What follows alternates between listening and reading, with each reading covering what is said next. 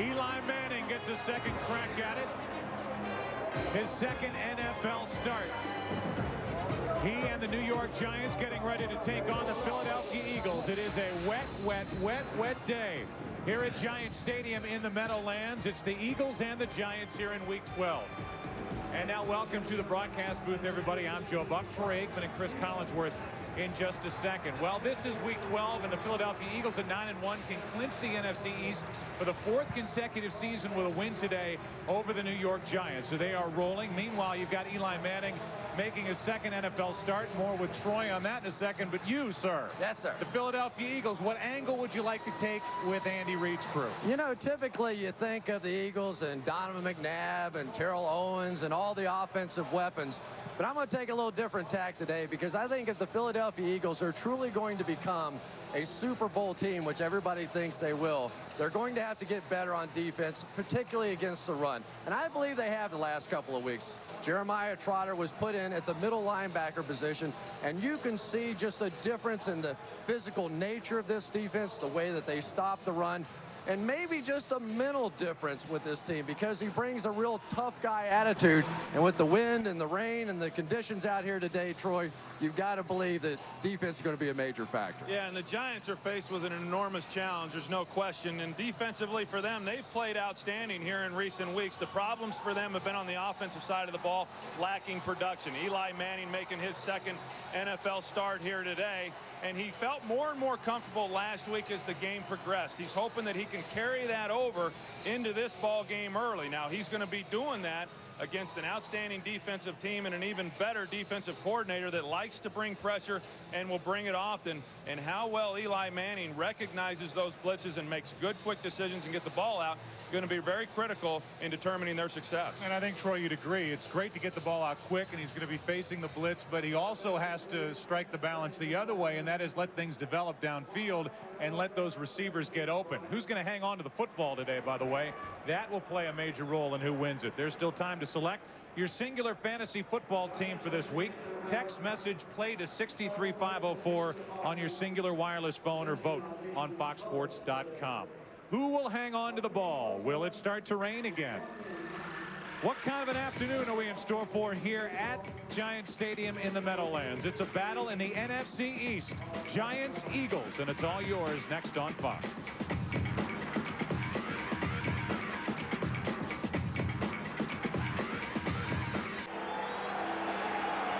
It is the weather and certainly not the matchup that's keeping people away from the stadium here at the beginning. I'm sure it's tough getting in here. It was absolutely awful, like a monsoon earlier this morning, but the weather has really calmed down. The winds have calmed down, a light rain at the moment, and it's supposed to get better as we go. Willie Ponder is waiting deep. The Giants will start with a football. That means we'll get an early look at Eli Manning as Ponder has to get up and get it. Tiptoes out across the 20. Penalty flags come in as Ponder's brought down at the 22 by Keith Adams. And right out of the chute, we've got a penalty flag. During return, holding, receiving team, number 82. Half the distance to the goal. First down. Asante Shenko, who has been demoted and is now number 3 in the tight end depth chart, with a little hold there. A little hold. Wow. Jason Short got a takedown from Asante Shenko. Now, when I talked to the referee Terry McCauley today before the game, on his way out of the production truck, he said, "Be kind to us today." And I don't know if that was for me or if I was supposed to relay that. Why are you looking at me? Both. Yeah. Should be looking at me.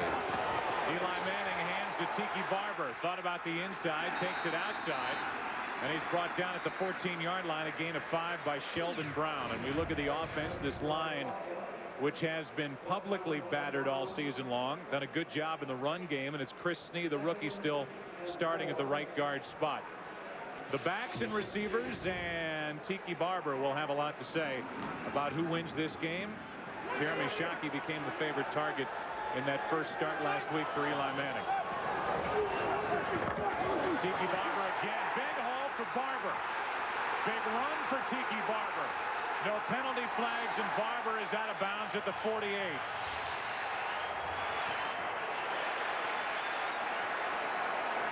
You know, you're starting to see this more and more from offensive teams. They go to a full house backfield. They got two fullbacks, but it's Jeremy Shockey and then Finn, number 20.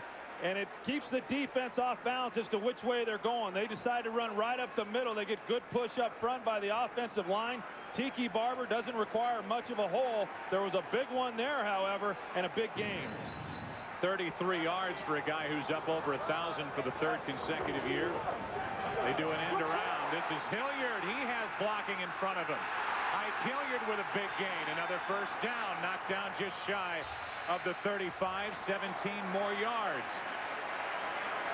Shockey with a good block on that play. And I would say the Giants are in business early running the ball. Anytime you get a reverse that works, the backside tackle has to do a little trick. That time Luke Pettigrew circled all the way around his man and then walled off the corner, allowing Ike Hilliard to take off down the field. And the best friend for Eli Manning is this running game right now. But these fans at Giant Stadium want to see Eli put it in the air. And they won't get their chance as Eli is smacked at the 35. Back to the line of scrimmage, Corey Simon, who has been a bit of a disappointment this season for the Eagles up front, was in on that play. Yeah, and part of the reason that Corey Simon has been a disappointment, he's put on a lot of weight. You know, he's not playing at near the playing weight that he was a year ago, and as a result of that, his production has declined. My guess right here, Troy, is that we'll see a run out of the Giants. They do not want to be 3rd and 10 against Jim Johnson's defense because that's an automatic blitz. They'll try and get it down to about 2nd or 3rd and 5.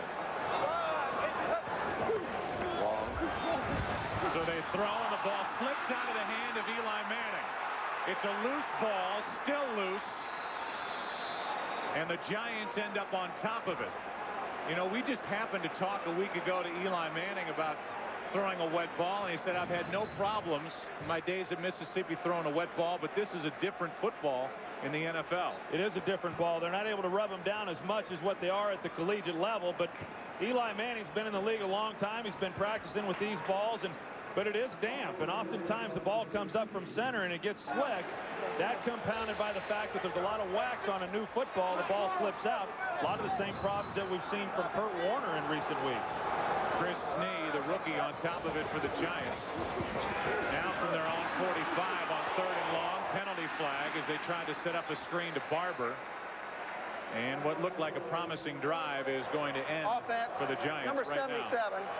Penalties decline. 4th down.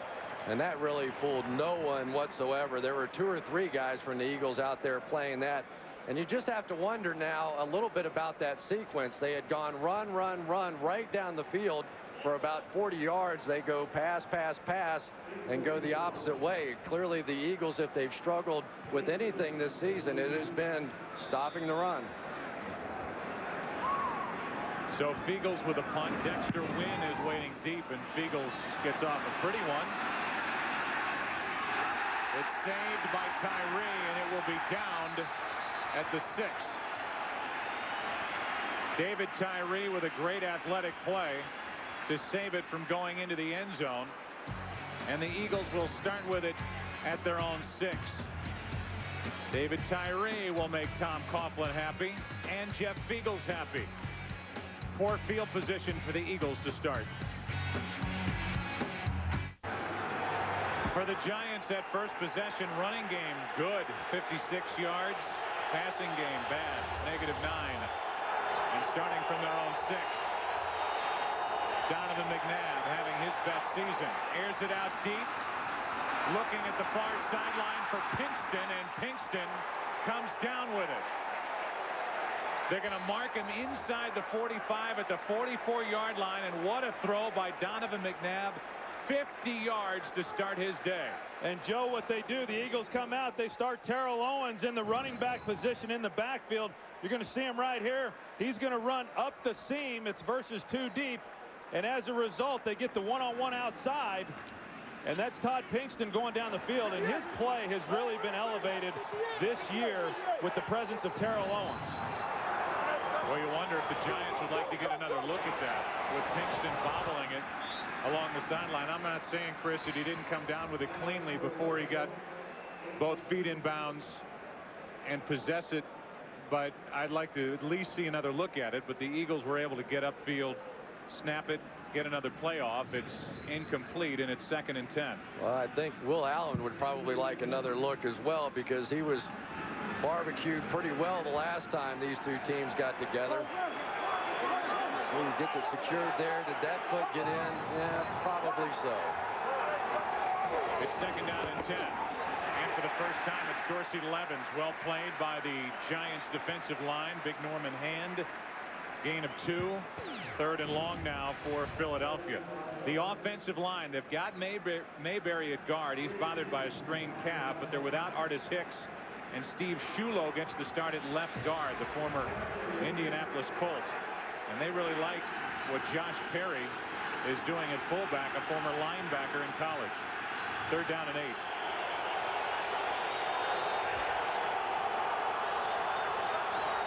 Blitz coming from the Giants. Eagles pick it up, and the pass is into the turf in the direction of Terrell Owens. And time for a Philly punt. Well, that time they brought the blitz. The Eagles had the right protection on. They get it blocked up. Donovan had time within the pocket. Terrell Owens on a crossing route, just unable to get the ball into his hands.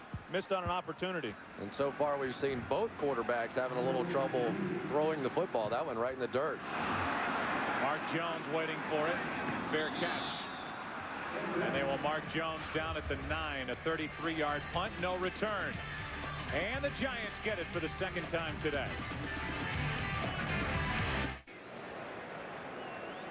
The Fox Owens cam is already working overtime following T.O. over on the sideline. He went to Andy Reid. He went to Marty Mornhinweg. He went to anybody that was listening, talking about, I had 6. But he didn't go to Donovan.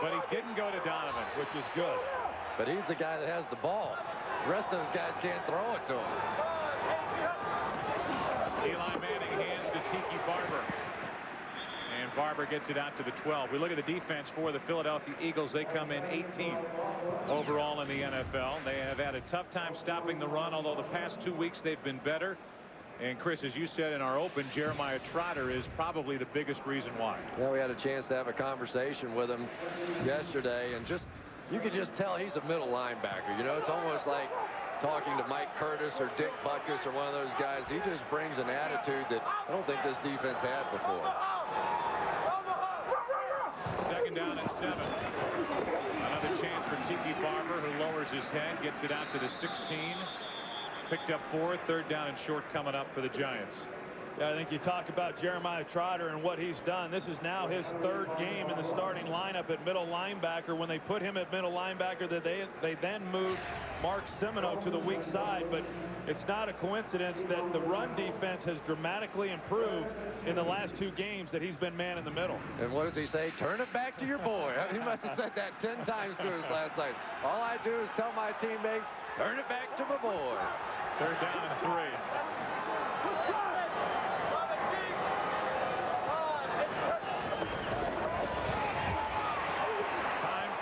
Who fires and hits Toomer with a 1st down.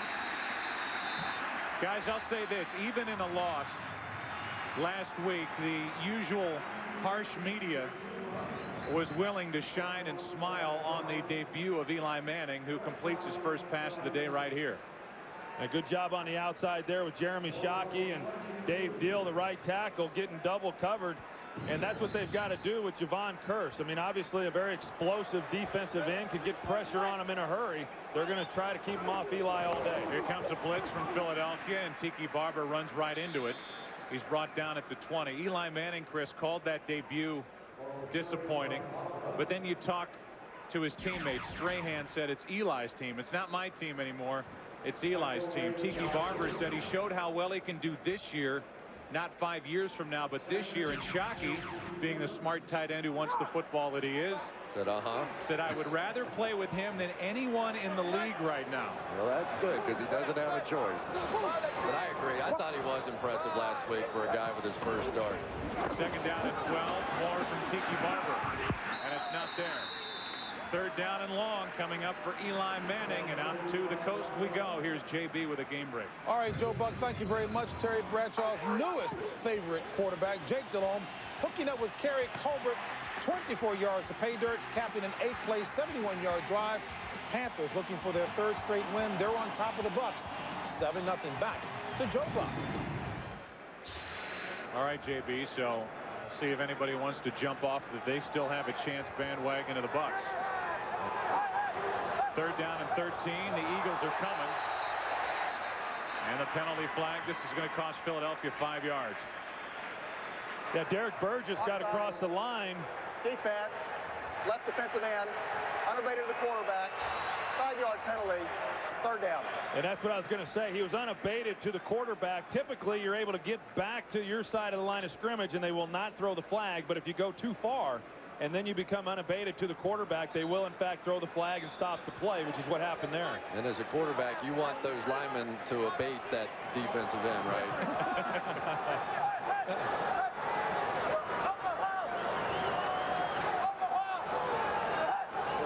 It turns a 3rd and 13 into a 3rd and 8.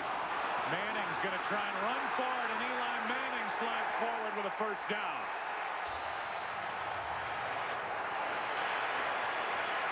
Walker supplied the pressure, and Eli Manning got up and got out of there. I think the thing that impressed me most last week was watching the way that Eli was able to maneuver around in the pocket and find throwing lanes. A very subtle little move there. Steps up, see nobody down the field, and take off and pick up the 1st down. Those are the savvy little plays that we saw out of Eli last week. Great job of Eli recognizing man coverage, which allowed him to be able to pick up the yardage that he got. Handoff is to Ron Dane, who's brought down in the backfield. Dane is able to get back to the line of scrimmage. And coming up is Michael Lewis, a safety who is really making a name for himself.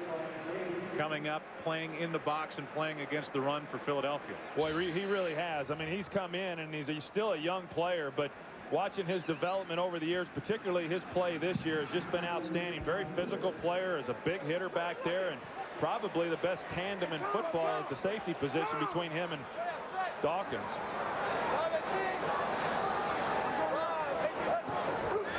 They'll put it up on 2nd and 10. And Eli goes deep. Jamar Taylor. Jamar Taylor, he dropped it right in. And Taylor is down near the 11. What a throw by Eli Manning. It could not have been better. And how desperate have the Giants been for a deep play threat? They just simply haven't had one since Tim Carter was hurt. Watch Eli, though. I love the elevation on this football. As a receiver, when that ball comes in from a high trajectory, even if the defensive back, in this case Lito Shepherd, is in position, he still can't make the play. Lito Shepherd is right there. What a great throw by Eli. Yeah, Lito Shepherd, great coverage on him. Nice job of Jamar Taylor making a move, getting off the line of scrimmage to create separation. Tiki Barber now on 1st down from the 11. He's down to the 8. I think, Joe, you talked a little bit earlier about Eli Manning's teammates talking about his presence and knowing that he's going to be the man here for a number of years. I think it had almost as much to do, if not more to do, with the way he conducted himself in the huddle as opposed to what he did physically. I think your teammates, when you see a guy on the field and being competitive and in and out of the huddle and the way he runs the football team, you can learn a lot from a guy in those situations, and I think that's what they gained in last week's game. Giants have been looking for somebody to step in and be that speed threat since Tim Carter went down. Penalty flags on the handoff to Barber. It looked like Philly came across early, and they did. One other thing that Eli Manning did, and that was the way he handled the drops. Offside. Defense. Number 91. Half the distance to the goal.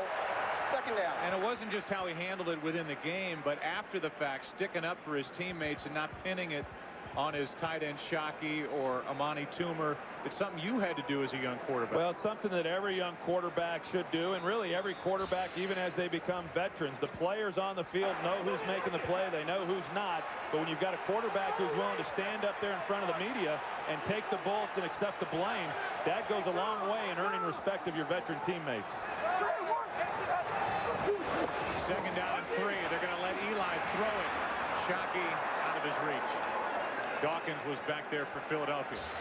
That's one of the few mistakes we've seen so far out of Eli Manning, although I think he just threw it away. Brian Dawkins, number 20, is just going to be right underneath this corner route. At this point, I think maybe Eli decided I'm just going to throw it out of bounds, and looked like he was trying to squeeze it in there tightly, but I think he just threw it away. Yeah, it looked like Jeremy Shockey was pulling up, knowing that he was not going to be able to get over the top for the touchdown, hoping that Eli would see it and try to stick it on the back shoulder, but a good job of just throwing it away and not risking the interception.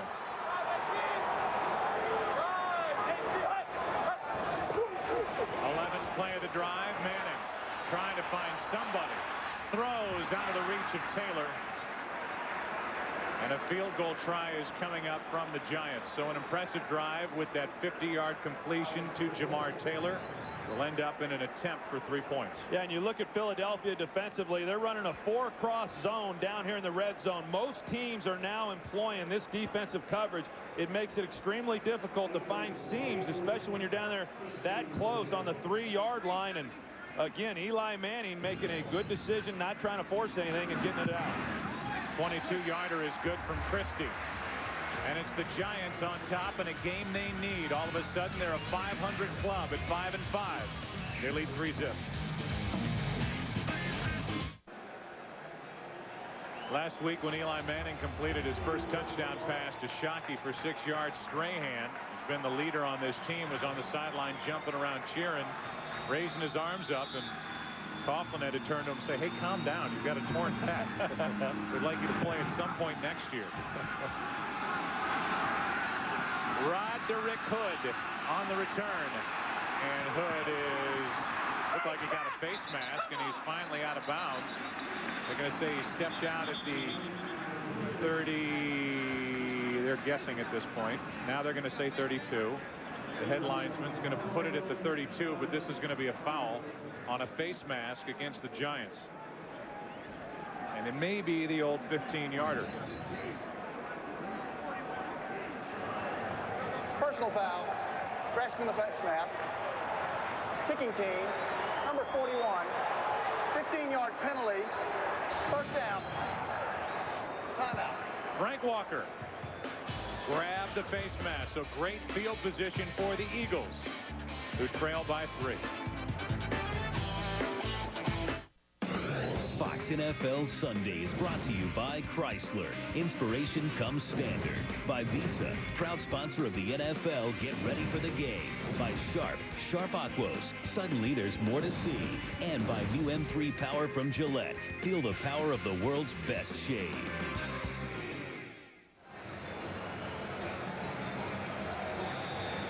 One rough drive trying to throw the football, and one very good one, including a 50-yard completion to Jamar Taylor, and then some good decisions, not trying to force it in from Eli Manning. 3-0 Giants starting from their own 47. The Eagles, McNabb.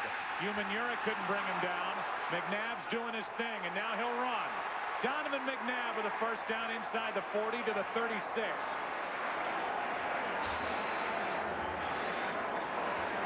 Well, coming into this game, Joe, the Giants wanted to get pressure up inside and then try to contain him out on the edges. As you said, O.C. Umanura brings the pressure on the outside. Norman Hand has a chance as well, but once O.C. missed him down inside, now there's nobody there to try to contain him, which opened up running lanes for him. McNabb has turned into Fran Tarkington this year. 2:38 and counting left in this first quarter. Westbrook gets it for the first time. Nice move. And Brian Westbrook is down to the 32-yard line, a gain of 4. The defense for the Giants been pretty good. 8th ranked in the NFL. Their pass defense has been outstanding since they were lit up in week 1 at Philly by Donovan McNabb. This group missing both Michael Strahan and Keith Washington. And then they're also missing their top rookie, Jabril Wilson, who has really made a splash in the NFL, out still with nerve damage in his shoulder. So that means that Terry Cousins starts at safety. Quick throw, Pinkston. And Pinkston has a first down. Let's talk a little bit about Todd Pinkston and what he has done this season. Last week, over 100 yards receiving in that ball game. And I think that, Troy, anytime you get star players established on a team, and certainly Brian Westbrook, Terrell Owens, Donovan McNabb, those three, the big three, are sort of like you guys had for the Dallas Cowboys. But when you can do that, it begins to open up opportunities, one-on-one coverage, one-on-one opportunities for guys like L.J. Smith and Chad Lewis and Todd Pinkston. And Pinkston's taking full advantage of it. Handoff is to Westbrook. Boy, did he hit the hole hard. Still gone with a first down. Brought down just shy of the 11, a gain of 12. You know, and they really missed Brian Westbrook when he missed a couple of games there. He's so explosive, and he's able to get at top speed, really, in about his third step. He's also low to the ground. He's got great leverage. Rarely do you ever see him get knocked backwards. You take a look as he gets in there. He stays low. He runs in there to his offensive lineman. He's able to bounce off of him. And as all great backs have, he is able to maintain balance throughout the point of contact. Under a minute to go in this first quarter. On first down, Dorsey Levens. And he rolls forward down to the 5. Maybe a few inches inside it, a gain of 7. Now, there's always an interesting debate about the Philadelphia Eagles. Do they throw the football too much? And inevitably, because of their percentages, about 60-65% of the times, whatever. But typically, when you see the Eagles play their best is when they get some balance going, and that's what they've done the last 2 weeks after the Pittsburgh Steelers loss. They've been averaging about 4.5 yards to carry, and that makes them almost impossible to stop. Second down and 3. It's Levens again. And Levens gets it to the 4, a gain of 1, and that'll do it for the first quarter. Dorsey Levens has stepped up and is carrying more of a load for the Philadelphia Eagles. The Eagles knocking on the door, trailing by 3. Third down when we come back to start the second quarter. Giants 3, Eagles nothing. NFL on Fox continues after this. This crowd, which is filling out as we go on this terrible weather morning, getting better as we progress through the afternoon, is cheering on this Giants defense, looking at a 3rd and 2 from the 4. And Joe, this is an area where the Giants have really struggled here in recent weeks. Opponents have scored 11 touchdowns in 14 trips inside the red zone.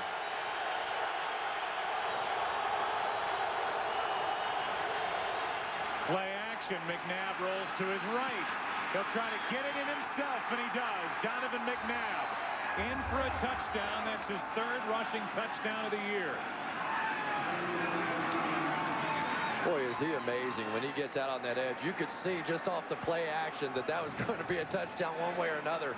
But I thought L.J. Smith, who was the receiver down on the goal line, number 82, made a really smart decision, turning up and making a block. Once he saw Donovan trying to turn the corner and saying that's the easiest way to get in here, heads up play by L.J. So McNabb gets it in. The Eagles are on top. 7-3. Opening play of the second quarter.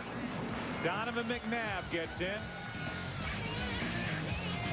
And the Eagles have their first lead. Ding, ding, ding, ding, ding. Ding, ding, ding, ding, ding. Ow! At the end of a 7-play, 53-yard drive that took 3.5 minutes, Donovan McNabb has his 20th career rushing touchdown. And Terrell Owens is wondering why he's not been involved at this point. It's been more Pinkston, which is how it was last week in their win at home over Washington. Owens had a couple of catches, a couple of drops, his 13th touchdown. But Pinkston had the 100-yard day. Ponder. Willie Ponder tripped up. And he is knocked down shy of the 25. All Donovan McNabb has told T.O. is you can do anything you want. Just don't celebrate with a little Michael Jackson dance. That's me. Donovan gets a chance to do it here at Giant Stadium. John Harbaugh is regarded as one of the best special teams coordinators in the NFL, and he's got a guy, Jason Short, that's willing to do this. I mean, how would you like for that to be your job? Your sole purpose each and every Sunday is to run down about 5 times and break up the wedge on the kickoff return. And it's no surprise they're working on his neck. Eli Manning throws and nearly has it picked off. That was Donnie Jones, a former Giant, who almost came away with it. Let's say hi on this wet day to Pam Oliver. Hey, say, Joe, and it can't be overstated enough how helpful Kurt Warner has been to Eli Manning. Whenever Manning comes over to the sideline, Warner is there to greet him. They discuss whatever's happening on the film. They discuss whatever's happening on the field. Eli says that Kurt rather is most helpful to him in helping him to discern some of the defenses that he's seeing out here today. Back to you. All right, Pam, thanks. Second down and 10. Tiki Barber pushes the pile forward just shy of the 30, and I don't think that surprises anybody up here or anybody that knows Kurt Warner and the type person that he is supporting the guy who just took his job. Yeah, and it was a hard thing for him, there's no doubt, because when he came here, he knew the situation that he was in. He was under no illusions that eventually Eli Manning was going to be the starter here, but he was just hopeful that it wouldn't come until next season. But the Giants made a decision. He's trying to make the best of it and turn it into a very positive situation, and that's what he's done for Eli Manning. Got a spread formation by the Giants. This is typically a blitz almost every time from the Eagles. Empty backfield. Eli Manning throws. Just basically threw it away as he was backpedaling with pressure from Darwin Walker. Well, the problem is that when you take one like that and you throw it out of bounds, it's probably a good play. The one thing Eli was telling us yesterday was that he didn't want those situations to turn into major negatives and turnovers, so he's willing to take one and throw it out of bounds. But from Jim Johnson and the Eagles' standpoint on defense, it really encourages you to bring it a whole lot more. By the way, if Jeff George can sign a contract today with the Chicago Bears, there's going to be a market for a long time for a guy like Kurt Warner if he wants to be a backup in this league. This is Westbrook from inside the 20. He gets it out to the 26, and that's where the Eagles have it. Tyree on the tackle after a 51-yard punt. How about Troy Aikman if there's a market for Jeff George? Holding. Receiving team, number 57. 10-yard penalty. First down. Timeout. So Keith Adams with a hold on that return by Westbrook. That'll cost the Eagles 10 yards. They lead it by 4. Chris, I know that you've had your deal with Terrell Owens, and he doesn't really like us up in the booth. Or I can't say that for Troy. I don't know. The jury's out on Troy. But you got your 9-year-old son Jack here with you, the Meadowlands. Who's his favorite player? Terrell Owens. He has him on his fantasy team with good reason. He's looking for the cash. Donovan McNabb is going to go down back at the 5. Lance Legree, Kendrick Allen, and they were there to sandwich Donovan McNabb and bring him down. Yeah, and that's the push that they were wanting to get up inside all day long, Joe, and they've been able to do it twice now, and this time it results in the sack, and they're able to bring him to the ground.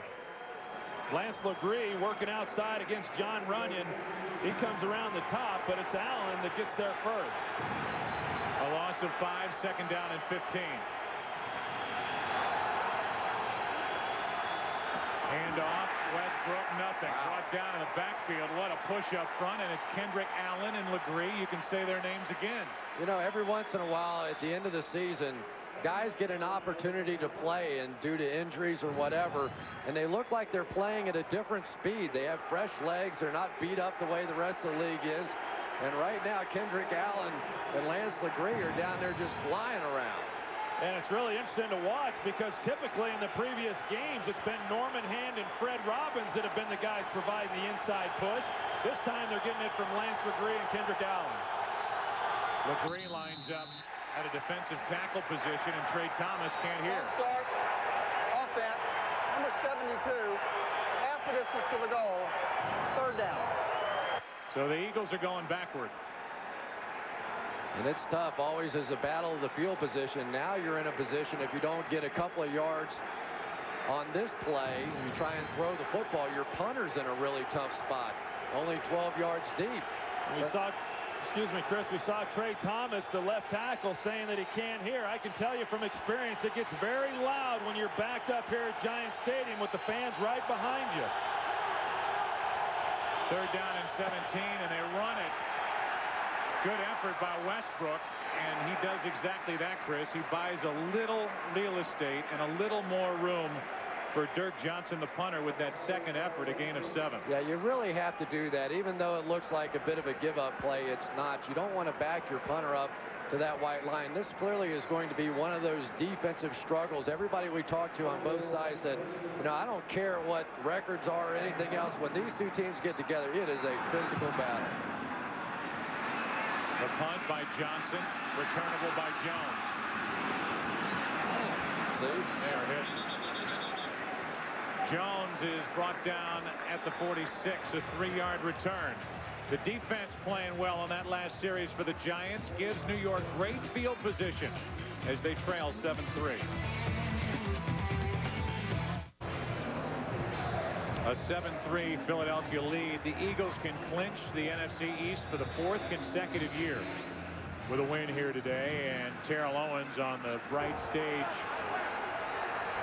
That is a game here at Giant Stadium against a New York team has not been involved. First down and 10. A blitz coming from the Eagles. The Giants pick it up, and down the middle it's Shockey, who has to slide to make the catch. And Shockey is down to the 20-yard line. And he gives it to T.O. Well, that's what happens when you bring the blitz. If you're able to pick it up, the Eagles are going to bring 3 guys off the strong side. They like to overload one side. The Giants anticipate it. They keep Tiki Barber in. They block it up. And as a result, you've got Jeremy Shockey running down the field.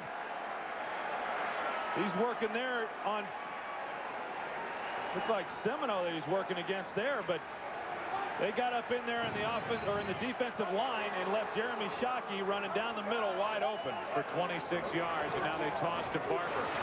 Started right, cut it back. Tiki Barber is down inside the 20. They'll mark him at the 17. Barber now in 2004 has 1 fumble and 253 touches, which is such a departure from what he's been doing the last couple of years. Yeah, and Brian Dawkins, I thought, brought up a great point when they were talking about the fact that he hasn't been to the Pro Bowl and voted in and all that kind of stuff. He said, you can't turn it over and get voted in. That's like a quarterback throwing interceptions. We know he's a great player, but he'd always turned it over in the past. Eagles are coming again. Second down and 7, and Eli Manning is run over. Semino, who's now playing at the weak side linebacker spot, came through, and Manning is going to be marked all the way back at the 29-yard line, a loss of 12. Well, and regardless of protection, Joe, you never let people run up inside. Luke Pettigrew has got to turn that thing down and turn Derek Burgess loose. You can't let Semino to run through a gap and get a direct shot on your quarterback. Yeah, they've got to get the ball out. They're hot, but he would have had more time to do it if Luke Pettigrew comes down on the hard count. This is graduate school today for Eli. They're coming again. They hand to Barber, trying to get some yards back. Barber has loftier ambitions. He's going to be brought down shy of the first down at the 14-yard line. A 15-yard run, and it's going to be about 3.5 yards shy of first down yardage, so Christie comes on to attempt the field goal. And I always think the best thing to do is just run at it. When they come up and then back out, it just inevitably creates a hole in there. So now offensively, if you can break that interior line with all those guys standing around the line of scrimmage, a chance for some big plays. And really, Tiki has been their big play guy this year. They really haven't gotten that out of the passing game. 32-yard try for Christie, who hit from 22 earlier. High snap. It's down, up, and through, and it's a 7-6 Philadelphia lead. Andy Reid and that Eagles offense back to work, now up by 1.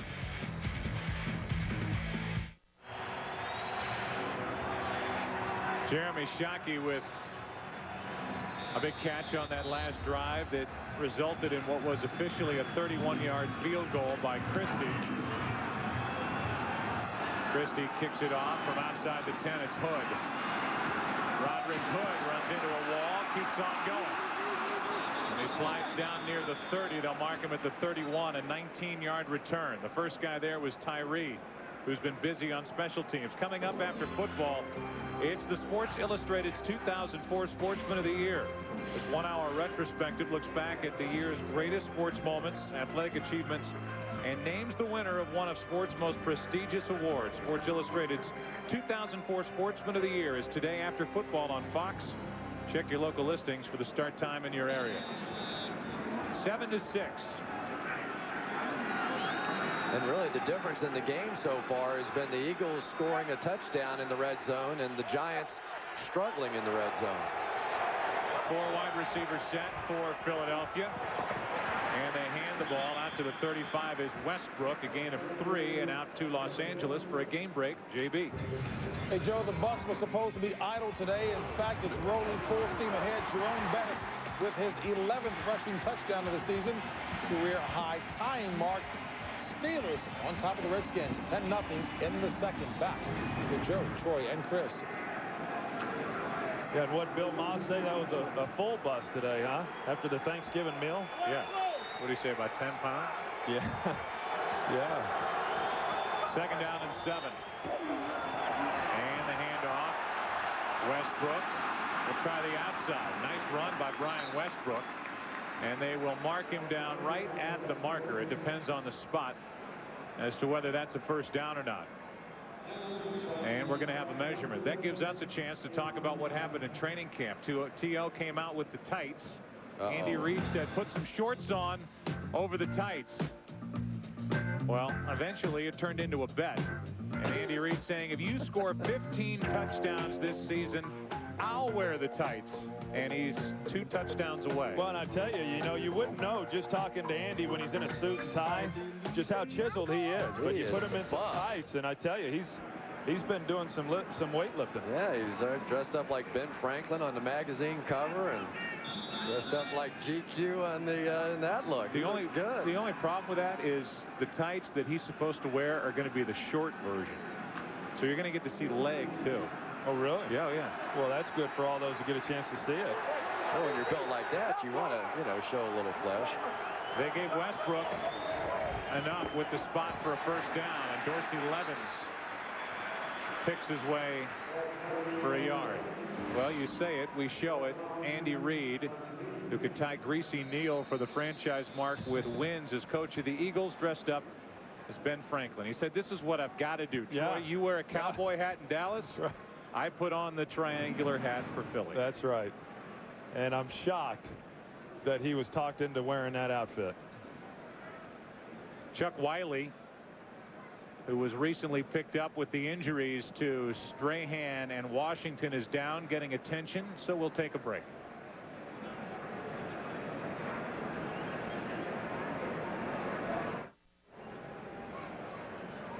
Just a fair warning, this replay will make you cringe when you look at what happened to the left knee of Chuck Wiley on that play.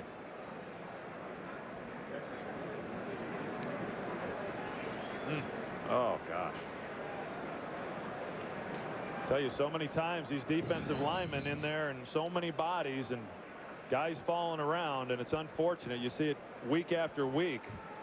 Somebody, offensive lineman, falling on a defensive lineman or vice versa, and some serious injuries result. I do think, though, that this offseason, there's Michael Strahan coming off an injury as well.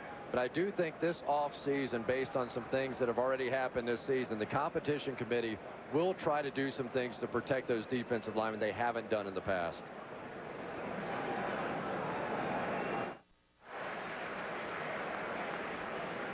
Well, with a ton of help, Chuck Wiley is making his way off the field, so we'll just have to hope that that's not as serious an injury as it appeared on that replay, but it does not look good for Chuck Wiley. And while you talk about another defensive lineman going down for the Giants, what a job Tim Lewis has done directing this Giants defense. When you consider they're playing the way they're playing right now, without Washington, Strahan, Jabril Wilson, Omar Stoutmire, Sean Williams, and they don't miss a beat even when their stars go down. 2nd down and 9. He deserves a lot of credit. Pass in the direction of Terrell Owens, incomplete, and Will Allen got a shot on Owens after the incompletion. And the crowd here loves it anytime that something in a negative way happens to Terrell Owens. And you've got to think that Will Allen is loving it too. The first time these two teams met, Will Allen was just a shell of himself. I remember watching that game on film, and I'm like, what is the matter with him? He had a bad knee. He never made an excuse. He got barbecued every way possible by Terrell Owens in that game.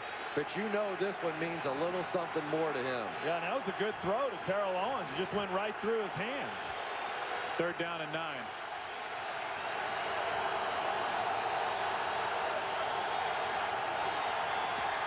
McNabb, plenty of time over the middle. He finds Pinkston, and Todd Pinkston has an Eagles first down, and he just can't stay in bounds to go down the sideline. He gets it to the 40 and a third down conversion for Philadelphia.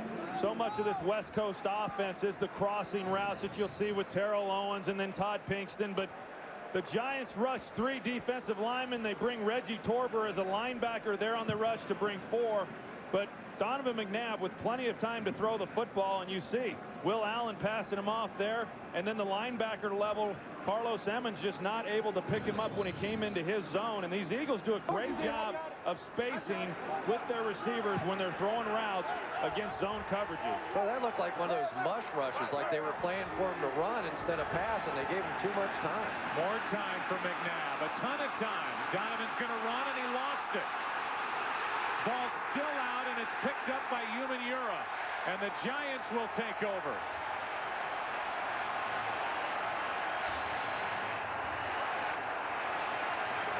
Well, first of all, you're going to take a look at Terrell Owens. Donovan had time. He wanted to throw the square in, but him and Todd Pinkston collide at the top of the routes. Right there, when Donovan wanted to throw it, it was cloudy, and that's why he gets off of it and starts scrambling to his left and then puts the ball on the ground. You know, just running to his left, trying to make a play. The ball squirts out like we saw it do to Eli earlier in the ball game, and it's going to be one of those types of games. You know, the last time these two teams got together, it was a Westbrook punt return in the last minute that won it. It was actually the thigh of Donovan McNabb that knocked it out of his hand as he was on his move to the left. And Eli Manning's going to go down the middle of the field. Taylor again. Jamar Taylor stays on his feet, is down inside the 5. 2 big ones from Manning to Taylor in this first half. Well, again, good protection in this game by both offensive lines. Eli Manning drops back, gets rid of the football, and he really throws it in a great spot, which allows Jamar Taylor to run away from the defender. You see Lito Shepherd in coverage, but because of the throw, he cannot make a play on the ball. Watch Tiki Barber. Now, that's not a great block, but you have a guy that weighs just 200 pounds. He's picking up a defensive end, and on first down, they hit him for a big one. Another blitz. It's Shockey, and the ball is going to be picked off by Quentin Michael. So after a 52-yard completion from Eli Manning to Jamar Taylor, he underthrows that fade and that, in the end, jump ball for Shockey, and Michael is waiting for it. Yeah, and you see where Shockey is on the field because he was so close to the sideline. He really did not present a lot of space for Eli Manning to throw that football. That's no excuse. As a quarterback, you've got to get that ball up and over and allow your offensive receiver to catch it over his shoulder. He throws it short, and as a result, it's intercepted. Yeah, he threw a ball earlier, the deep ball that had plenty of height on it. That time he tried to line one in there and didn't take advantage of the size differential. Shockey had a good 4 or 5 inches on Michael, and he just wasn't able to even have an opportunity to jump for it. A red zone interception last week into the arms of Brady Smith from Eli Manning when playing the Falcons, and now this one. McNabb back across the field to his tight end, L.J. Smith, good for 4 yards. Yeah, L.J. Smith, he's really become more of the blocking tight end within this offense. Chad Lewis, who years ago was going to Pro Bowls and catching about 60, 70 balls a season, he now has gotten back more into the mode of being the receiver, and L.J. Smith, who they anticipated being more of the receiving tight end, has taken on more of the role as a blocker. 2nd down and 6. Giants back out of the blitz. Westbrook. Ryan Westbrook is going to be brought down at the 30, and that'll be enough for a first down. Barrett Green and Carlos Emmons on the tackle, and we say hello again to Pam Oliver. Hi, Joe. While all that was going on, Chuck Wiley, the recent acquisition acquired to help along that battered defensive line, had to be helped off the field. He was in obvious pain as team trainers and doctors attended to him. All the while, Wiley with his head in his hands. Well, the Giants report Wiley has torn ligaments in his left knee. He's obviously out. All right, Pam, thanks. So the two teams trade turnovers here in the last couple of minutes. In the middle of it, a 52-yard completion to Jamar Taylor. And from their own 30, McNabb fires, and Pinkston didn't want to get the arms up. No, he didn't at all. He really, they used to call that the alligator arms, but that was an alligator body on that one. And he's hearing it from the New York Giants saying, hey, if you don't have the guts to run over the middle, you should just take that uniform off. Will Peterson's giving it to him pretty good, and justifiably so. It looked like Pinkston just stopped on this route. He sees a whole bunch of red coming at him and said, I don't think so. Talked to Will Peterson yesterday, and he said that he wanted to get awfully physical with all these receivers, even Terrell Owens, when he got in his area. Second down and 10. Blitz coming from Barrett Green. McNabb sidesteps it, incomplete. Terrell Owens shut out. And Donovan really doing a good job there avoiding the rush. But when Donovan gets inaccurate, it typically is when he has to hurry up and move and then set his feet. He's great on the move. You'll see him step in the pocket, set his feet, and then he just yanks it down. But he had Terrell Owens if he was able to get the ball up and give him a chance to make a play. You know, the other thing, Barrett Green really has added a new dimension. He's been in and out of the doghouse, had some injuries, but now he's back healthy again. And when he starts blitzing, this Giants defense just looks different. Missed the last 3 games. It's 3rd and 10. Again, only a 3-man rush, and it's Westbrook, and the Giants were waiting for it. That's big Fred Robbins. And now a penalty flag comes in the secondary. And this may cost the Giants. Well, I don't know, because the receivers are coming down the field and they're trying to block. So I don't know how they can call illegal contact when you've got a screen pass behind the line of scrimmage. Terry McCauley is going to move the meeting away from the players, as the Eagles were initially saying it's against the Giants. Pass interference, offense, number 84. Penalties declined. 4th down. In the end, they give it to Freddie Mitchell, and it's 4th down for Philadelphia. Yeah, and that's why, because Freddie Mitchell's going down, and these receivers, they want to start trying to engage in their block on the screen before the ball's typically thrown. You can only do it within a 5-yard space. You can't do it once you get beyond that. He's blocking before the ball comes out, and what a play by Fred Robbins. Yeah, it really is. You know, these defensive linemen now, when they feel the offensive linemen starting to let them go and slide out to the left, they know screen, and they're just running right underneath it. So even though Dirk Johnson punted that last one away, whistles and the play didn't happen, so we'll have it again. The ball was spotted correctly. Please put 3:48 on the game clock. Thank you. So they blew that play dead, thinking the ball had been spotted incorrectly.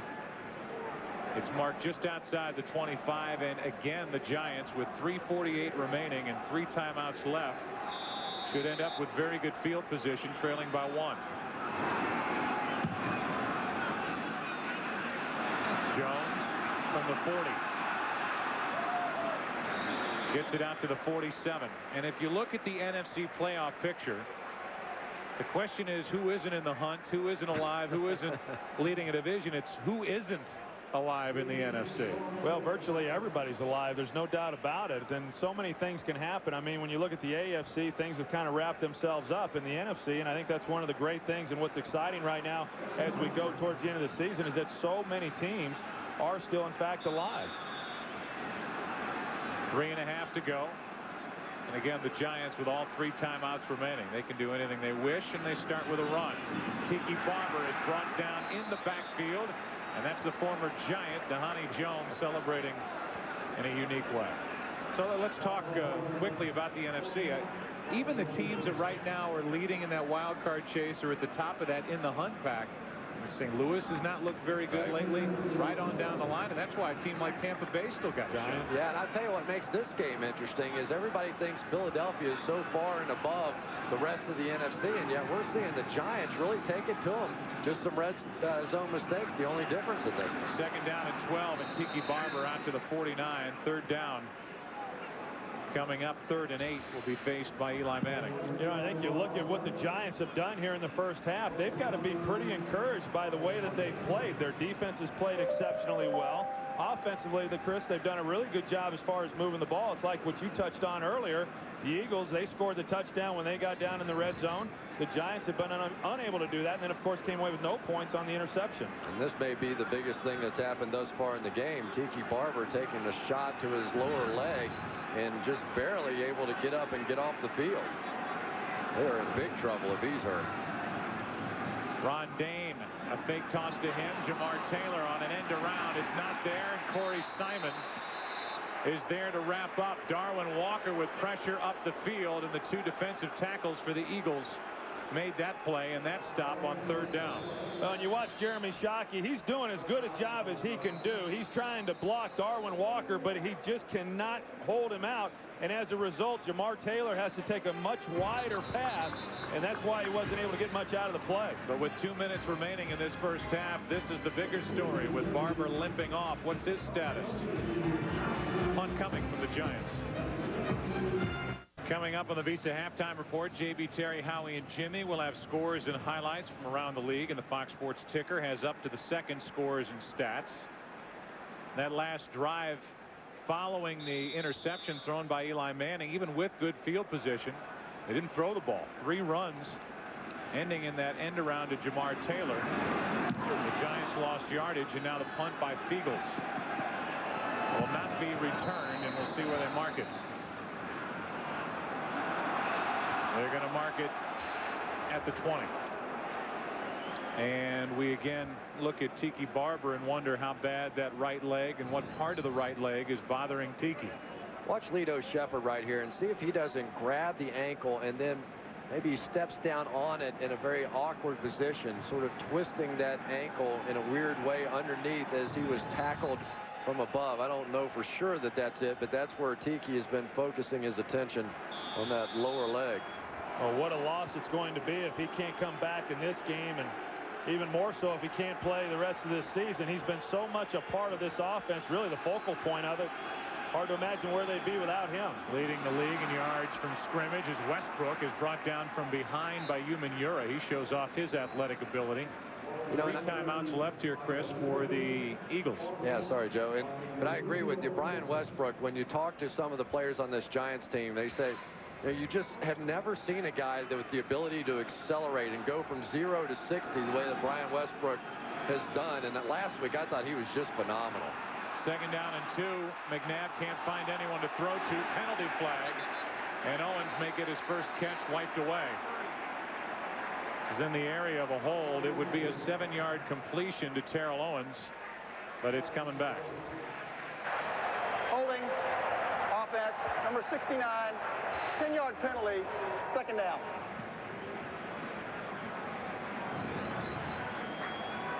And we take a look at what happened here on the penalty, and there's the hold there. Donovan had some time to throw the football. Right now, it just doesn't seem like he's entirely comfortable in the pocket. He's got some guys running down the field. Chad Lewis on that play was running down the middle. He had a shot at him, but the Giants defense doing a good job of keeping Donovan confused at this stage. 2nd down and 12. Westbrook is swallowed up. And I think the Giants need a timeout right here. And they'll use it. They still have 2 left. So a timeout by the Giants, hoping to get it back and do something before halftime. 3rd and forever coming up for Philly.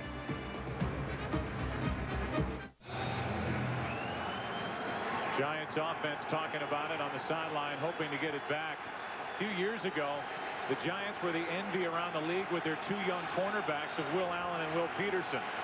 They did not get off to a good start this year. They've been bothered by injuries, especially last year, and they've played well so far today.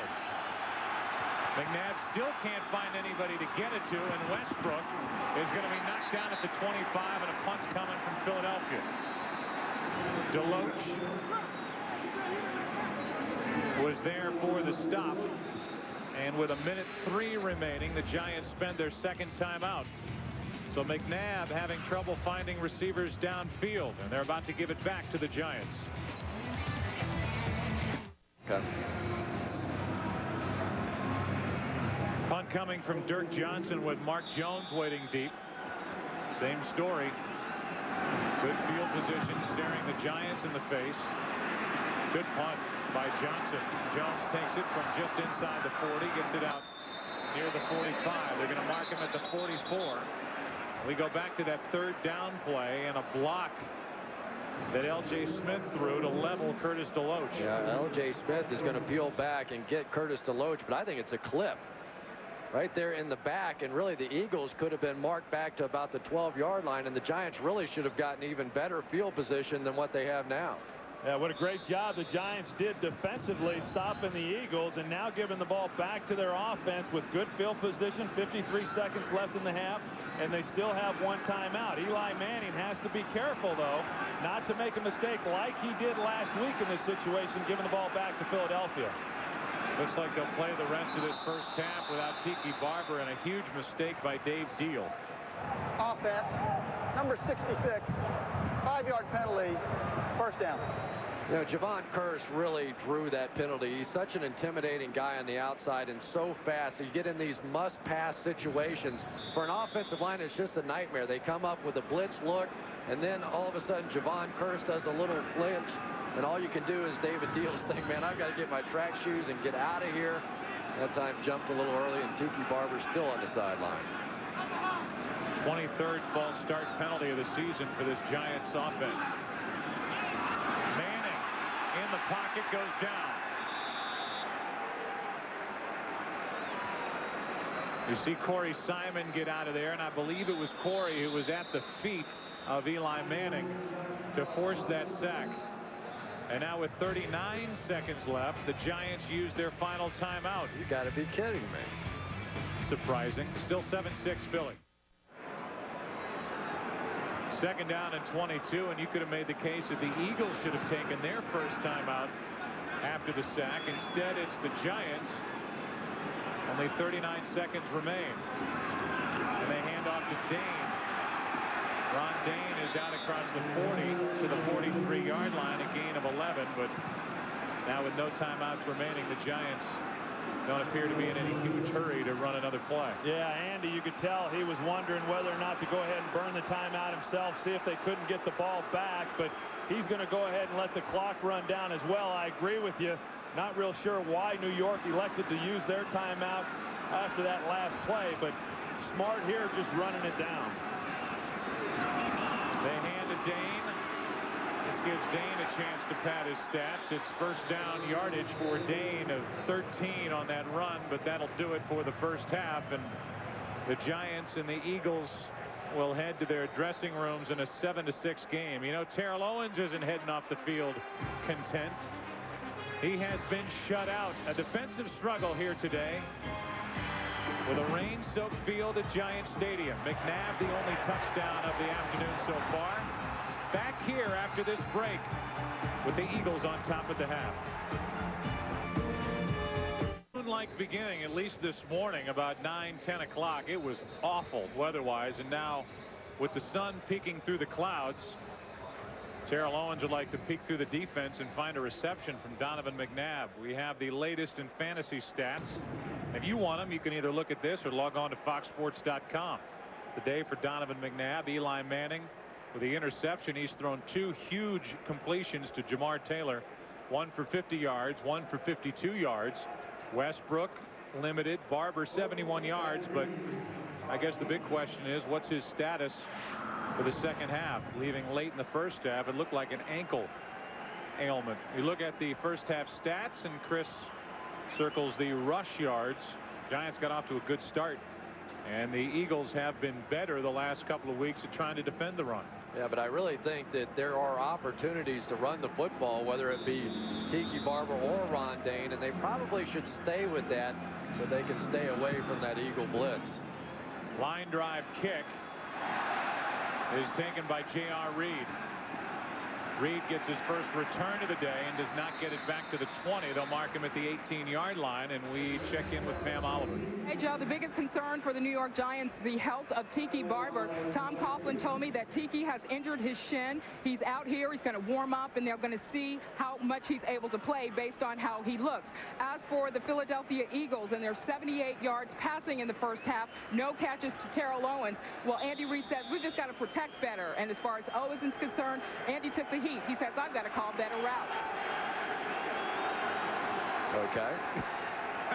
He does have an individual play sheet for T.O., and I bet you he gets him one here early. This is Westbrook bouncing it to the outside, and Westbrook got 9, and then he's wrestled out. And they're going to throw a flag on Will Allen. And a good call at that. Clearly out of bounds. Will Allen grabs him and slams him to the ground. Personal foul, unnecessary roughness. Defense, number 25, threw the runner down out of bounds. 15-yard penalty, automatic first down. Obviously, he gets engaged with Westbrook before going out of bounds, but clearly he knows that now he's along the sideline and no need to throw him to the ground the way that he did. You got a little help from all those officials in green and white over there on the sideline as it was the referee looking right towards that bench, and Tom Coughlin can't believe it, but I think he knows for sure that was a penalty. Yeah, I started to talk about it in the first half about Will Allen and Will Peterson. It looked a couple of years ago like these were going to be guys that they could stick out there and really hang their hat on defensively, and you start to talk to guys around the league and they say they're okay, they're good, they're not great, they haven't progressed, and Donovan McNabb is brought down from behind. O.C. Umenyiora on the tackle after a gain of 5. Is that fair to say about Allen and Peterson? Well, yeah, and I think that there's no question that when they were drafted and brought in here that they were going to be the cornerstones of being able to do a lot of different things defensively, and I still think they're pretty good corners. Are they the type of guys that they envisioned when they drafted them here? Maybe not, but I think that the term shutdown corner is a much overused term in the National Football League. Deion Sanders is the only corner that I know of that was a shutdown corner. 2nd down and 5. Handoff, Westbrook. And Westbrook picked up 5. Legree was the first to get there for the Giants. Westbrook a yard shy of a first down. Looks like the Eagles are coming out here in the second half and going to try and pound it a little bit. And boy, Brian Westbrook, you just have to wonder what would have happened in the playoffs a season ago had he not been hurt right before the playoffs started. And I know he's a guy that maybe doesn't get the national attention, but the balance he brings to this offense, to me, makes them a different football team. 3rd down and 1.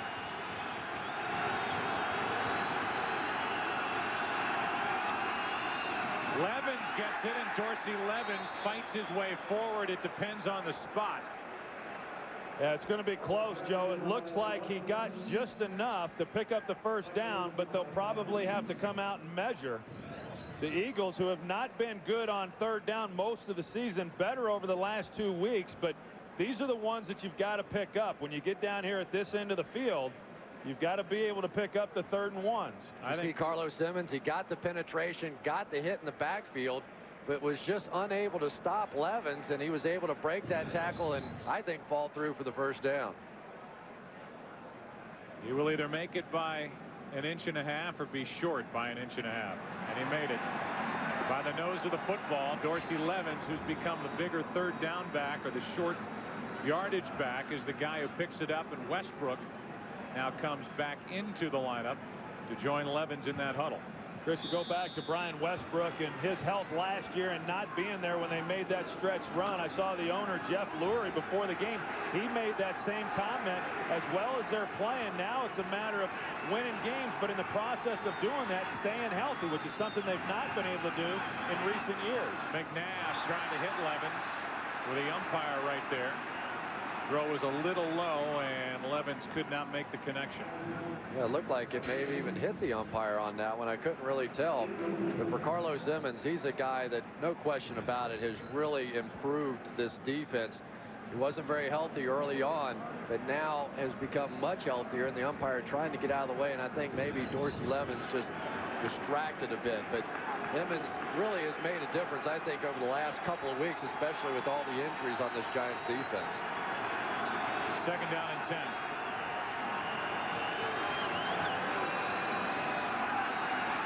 McNabb over the middle. Terrell Owens has his first catch. So good in the open field. Yards after the catch, one of the best in the league, and he is down inside the 25 just shy of the 23, a pickup of 24 yards.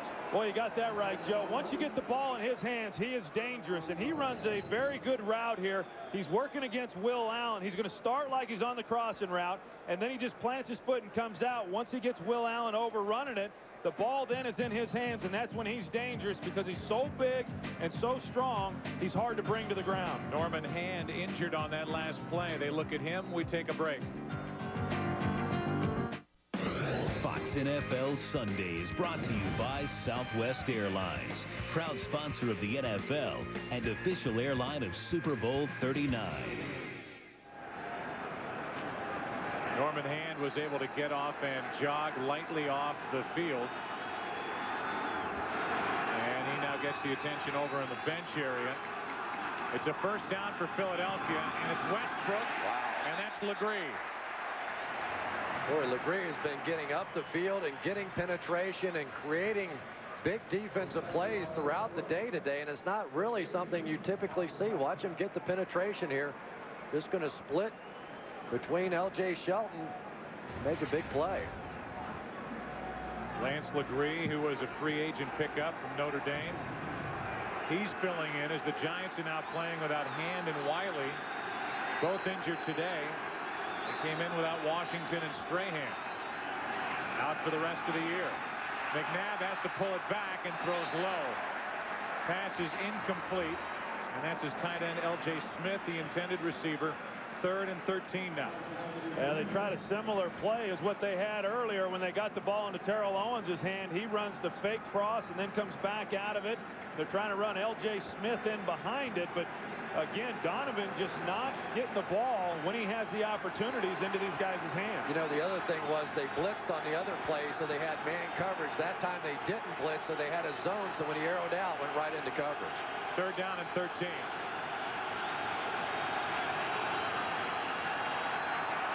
McNabb is flushed. Nowhere to run. He throws, and it's... Oh, there we go. I'm not so sure they're not going to call him across the line of scrimmage when he threw it. I know, Chris, you're looking for a hit along the sideline, but...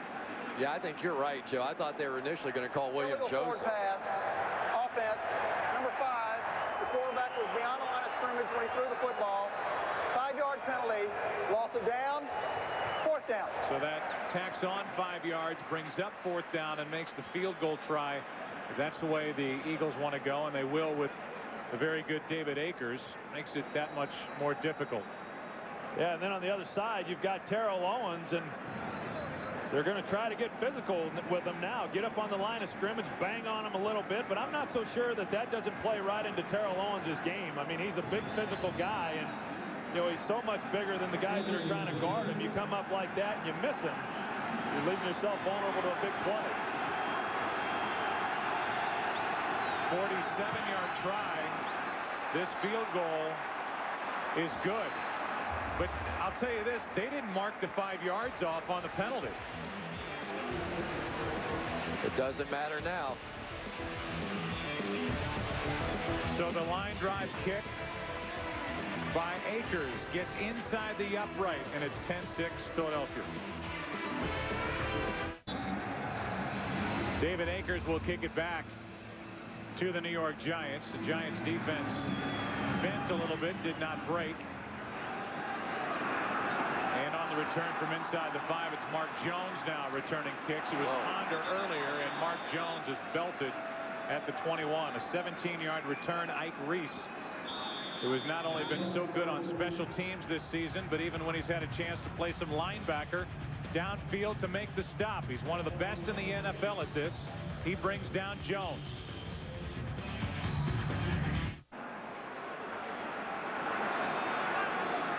It's a 10-6 Philadelphia lead, and on a quick snap count, Tiki Barber, who is back in the game, and that's great news for the Giants and their fans, gets upended, and he lost half a yard.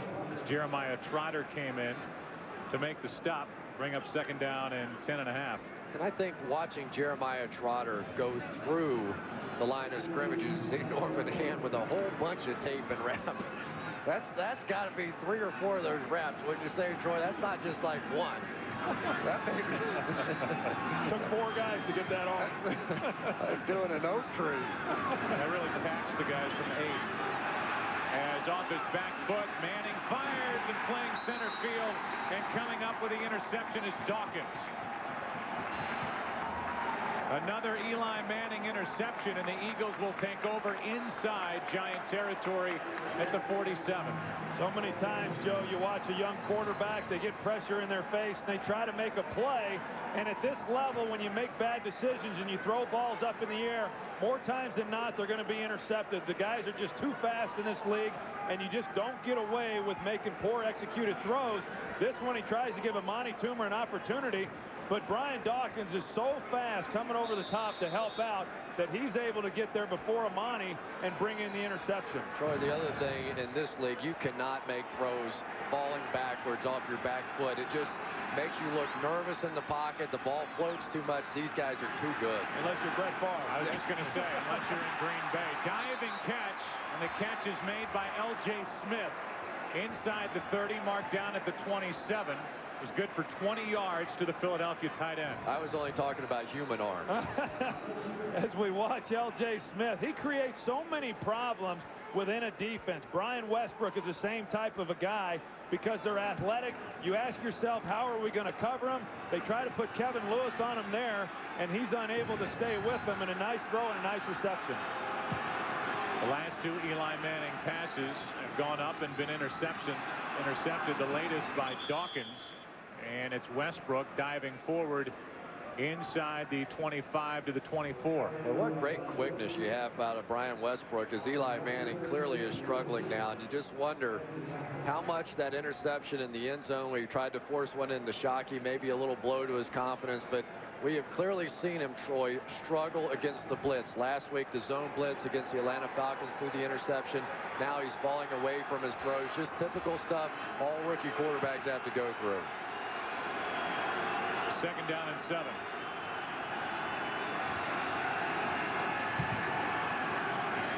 Giants come on a blitz. The Eagles pick it up. McNabb has all day. Fires, and it's nearly picked off by Allen.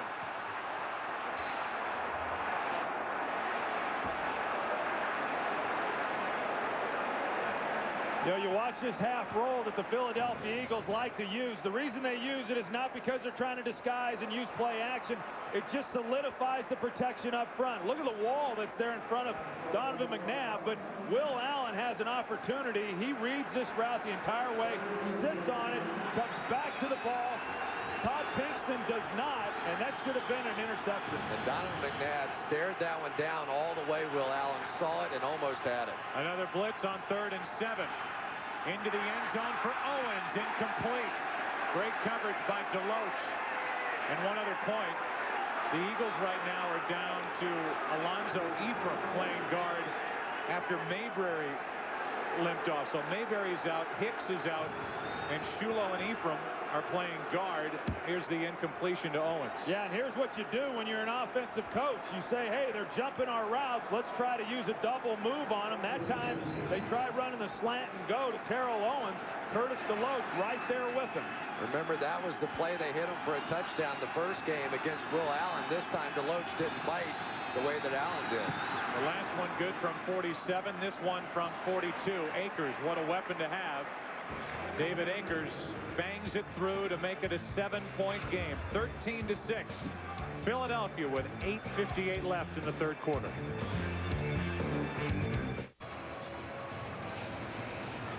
On the sideline is Jermaine Mayberry. He's been bothered by a strained left calf for a couple of weeks, and he had to come out at the end of that last drive and series by the Eagles, who have put up 6 points in this half. Willie Ponder gets another chance, returning this kick, and Ponder finds nowhere to go.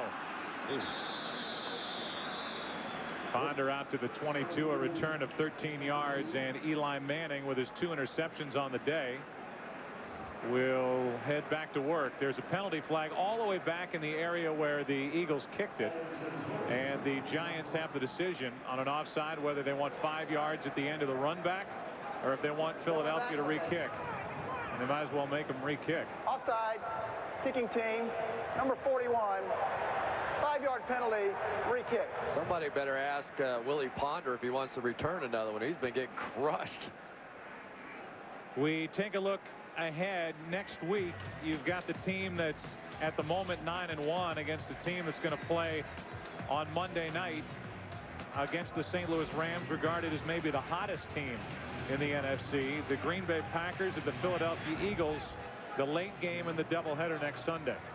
Really pretty remarkable what Green Bay's been able to do, playing with a great deal of confidence. I mean, certainly the Eagles here and what they've done up to this point this season, but what Green Bay playing with just as much enthusiasm and just as much confidence is what the Philadelphia Eagles are. And you got to think maybe at the end of the season, the best of the matchups in the playoffs might be the Green Bay Packers going back into Philadelphia the way they did a season ago with healthy running backs and trying to pound it against the Eagles. You talk about the Eagles having to kick off again. A lot of times what happens in a situation like this, because this kickoff team has had to run 50 yards down the field, whereas the Giants didn't have to do that. Sometimes you get the kickoff team a little bit winded. Sometimes you get big plays when they have to come back and re-kick. I bet you Jason Short's looking forward to it again, though. The wild man going down the field. They said the last time against Cleveland, he got knocked out cold, woke up, wiped a little blood off his face, started cussing, wanted to hit somebody else. Giants down by 7, making Philadelphia re-kick it. Ponder will start from outside the 10. And Willie Ponder stays on his feet, crosses the 35, and he's wrestled down at the 36. J.R. Reed on the tackle, and we step aside here at Giant Stadium and have a game break from James Brown. Joe Buck, I know you guys know what a great athlete Julius Peppers is. Take a look here, picking off Brian Greasy, 6'6", 285, takes it 46 yards to pay dirt. Fellas, in the first half, he ran down Michael Pittman, 68 yards to snatch him down. 14-7 Carolina. Here's something you don't see too often. The Redskins in the end zone with a touchdown. Wow. Oh. Hey, Joe, it's true. I'm sorry. JP's a little bitter. There's that Redskins fan. Manning rolls out to his right, and Shockey is hit on the run. And now the ball comes out. The Giants back on top of it with Marcellus Rivers. Troy, I was just going to ask you. You've got all the pressure on Eli Manning. He's had a game where he hasn't looked as solid as he looked against Atlanta a week ago. Philadelphia's bringing one blitz after another, the 2 interceptions. How do you get him back on his feet, so to speak, again? Well, you do what they just did, Joe. You bring him out, you make him have safe throws, get him on the corner where he can see where the dangers are, and that's what they were able to do, and now they're ahead of the chains in 2nd and medium. 2nd down and 4. Tiki Barber picks up the first down for the Giants. He's into Philadelphia territory. Brought down at the 48, a gain of 10. And that's the other thing that you do is you get Tiki Barber cranked up. You start running the football to take some of the pressure off of Eli as well. That time, Jeremiah Trotter right in the middle is going to overrun this play. The Giants are going to do a nice job getting the backside guard out there on him. Trotter, if he had any issues when he was a starting linebacker before, it was trying to make too many plays. He said once he went to Washington, they trained him to slow down, play your position, don't overrun it, and that's what he's been doing and playing so much better here in Philadelphia. Pretty good job of Wayne Lucier there on the block also. On first down, pressure from Dawkins, and Manning has it knocked out of his hand. It's an incomplete pass, not a fumble. So it'll bring up 2nd down and 10. Yeah, that was close, Joe, as to whether or not it was, in fact, arm going forward. Take a look at it. Was the ball going?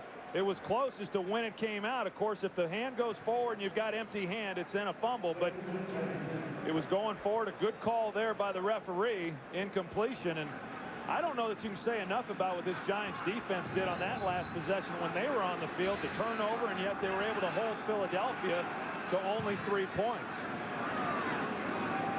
2nd down and 10 in a 7-point game. Tiki Barber had a hand on him in the backfield, and he is wrestled down by Trotter after a gain of 5. Yeah, and that's really a play call just so they don't have to face the blitz. If you drop back and you throw the football on 2nd and long or 3rd and long, you inevitably see the blitz. They don't want to see Eli Manning put in too many tough situations, and Tiki Barber has had success today. That is a big average on the day.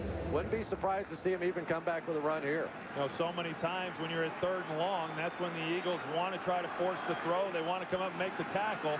Now you've got a whole arsenal of offensive plays that you can use on 3rd and 4. Eagles showing blitz. They come with a 5-man rush, and Eli Manning is brought down back near midfield.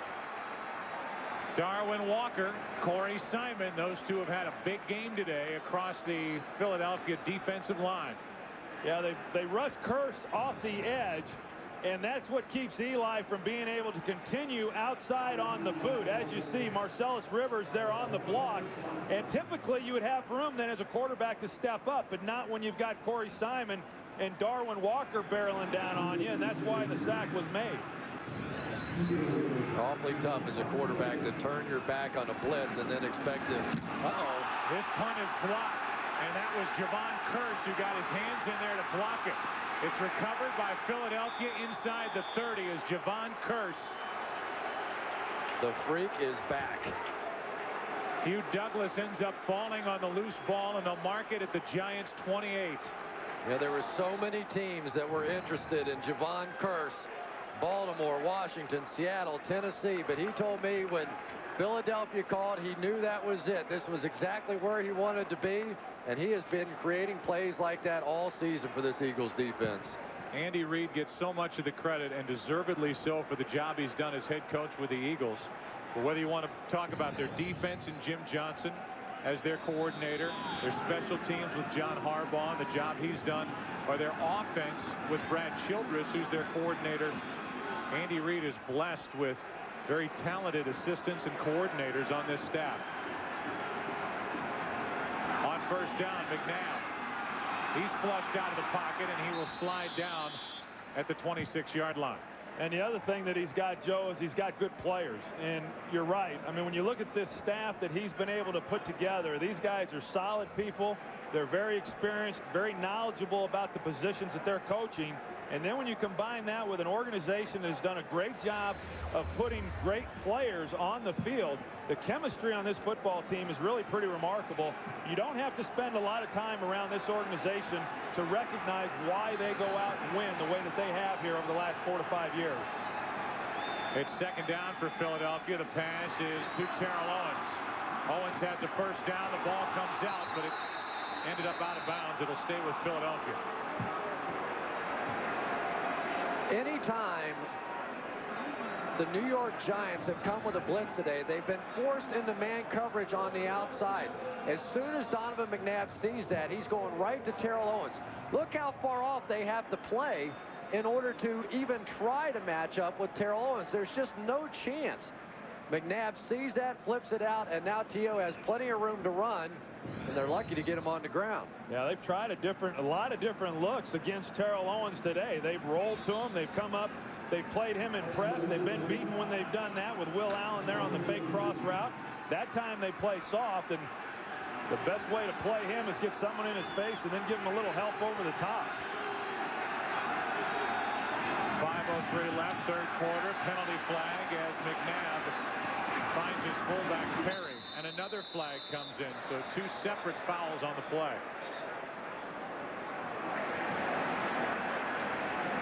Could have a hold and an offensive pass interference.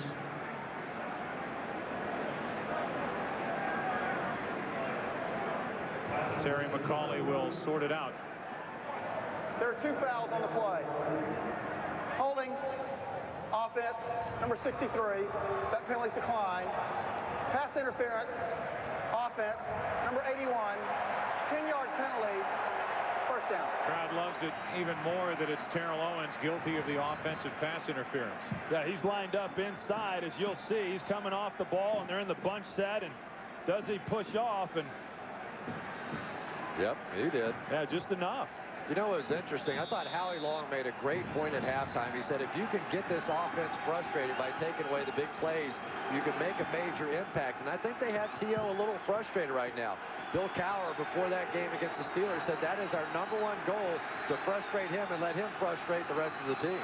On 1st and 20, screen play to Westbrook, blocking in front of him. And Westbrook gets it back near the original line of scrimmage plus about 1.5 yards. He got 13. And that'll bring up second down as Barrett Green and Kevin Lewis, 2 linebackers, combined to make the tackle. And take a look at Hank Fraley. He's the center right here. He's going to come out. He's not the most powerful center in the league, but he's very athletic.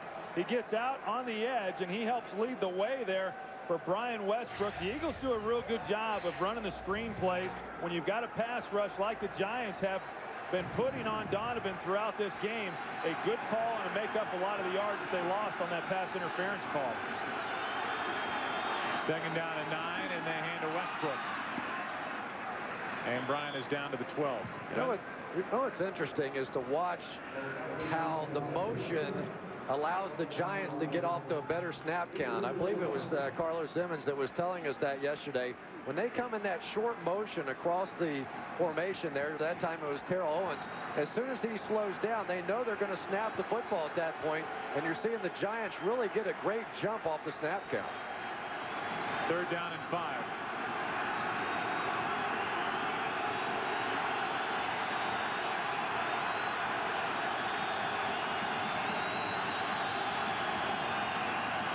Giants blitz. McNabb has time, and the pass is complete to Owens for another Philadelphia first down. Over the years, a number of people have questioned what kind of hands Terrell Owens has. I can tell you, based on that reception there, you're going to see what kind of hands he has. He's running a crossing route, again, running away from the defender, and he's able to stretch out and catch it all with his hands with a guy on top of him. Terry Cousin trying to make the play. Good execution on third down to pick up the first. You know, Troy, again, they came with the blitz. That time it was Barrett Green. Again, as soon as he sees blitz, goes right to Terrell Owens. First and goal from the 5. Dorsey Levens. Dorsey Levens running hard. He's down to the 1. Yeah, I think one of the things that we've seen, again, in this game, as we've seen of Donovan McNabb throughout the season, is he's really doing a great job of spreading the ball around, and he's getting it to a lot of different guys. Of course, Terrell Owens has gotten more involved here in the second half. Todd Pinkston there in the first. Chad Lewis along with Brian Westbrook. But, well, when you've got so many weapons at your disposal and you're able to call on those guys, you put the defense in a real bind, and Donovan does a great job of keeping everybody involved in the game plan. Second down and goal. The handoff. Touchdown Philadelphia. Brian Westbrook. A 1-yard touchdown run, and the Eagles add to their lead. I'll tell you, this has been a really impressive performance, not only by Brian Westbrook and the stars on this team, but now down to their 6th and 7th offensive linemen to still be able to get the push, to still be able to overpower this Giants defensive line and get their running back into the end zone. Very impressive. Now it's Akers to try and make it a 14-point game.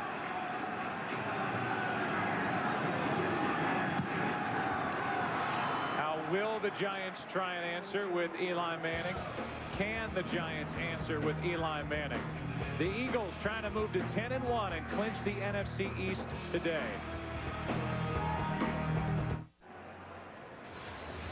Javon Curse set up the last 7 points, blocking a Jeff Fiegel's punt, and now it's 20-6. Philadelphia leading with 1:41 left in the third quarter, and the Giants about to get it back. Ponder is waiting deep. From about the 1. Willie Ponder hit the hole hard, gets across the 30, and he's down to the 34-yard line. How will Eli Manning and the Giants offense respond as they trail by 14?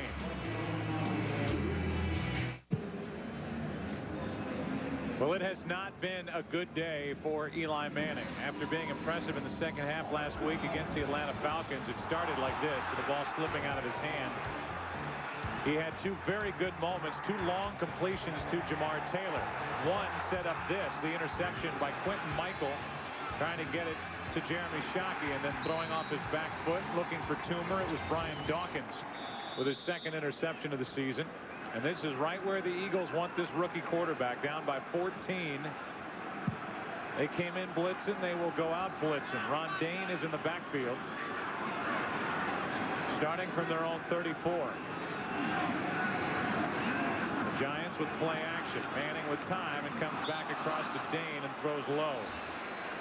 You know, Joe, we're always so quick, it seems, more so now than even back when I came into the league, to try to draw conclusions on quarterbacks. And is this guy going to be the guy, or is he not going to be the guy? And, you know, we all have to remind ourselves that this is just Eli's second start in the National Football League. And each time he gets out there, and every snap, he's going to get another look, he's going to get another experience, and it's going to help him down the road. Tiki Barber on the toss, running right, crosses the 35 to the 36. Third and long coming up. You know, the other part of that equation is it's not going to get any more difficult than this. We've seen a lot of veteran quarterbacks against Jim Johnson's defense and the Philadelphia Eagles look awfully bad. It's just a very difficult way to go. They had the running game going early in the first half, and now being down, you just get nothing but a steady diet of exotic looks and blitzes, and this is right where Jim Johnson wants to have any quarterback, much less a rookie. Next on the schedule for young Eli, a date at Washington, one at Baltimore, and a home game against Pittsburgh. Blitz again, the ball is batted down, and it's 3 and out for the Giants. Donovan McNabb made his second career NFL start against Indianapolis, and Eli Manning's older brother Peyton. It was a 44-17 loss.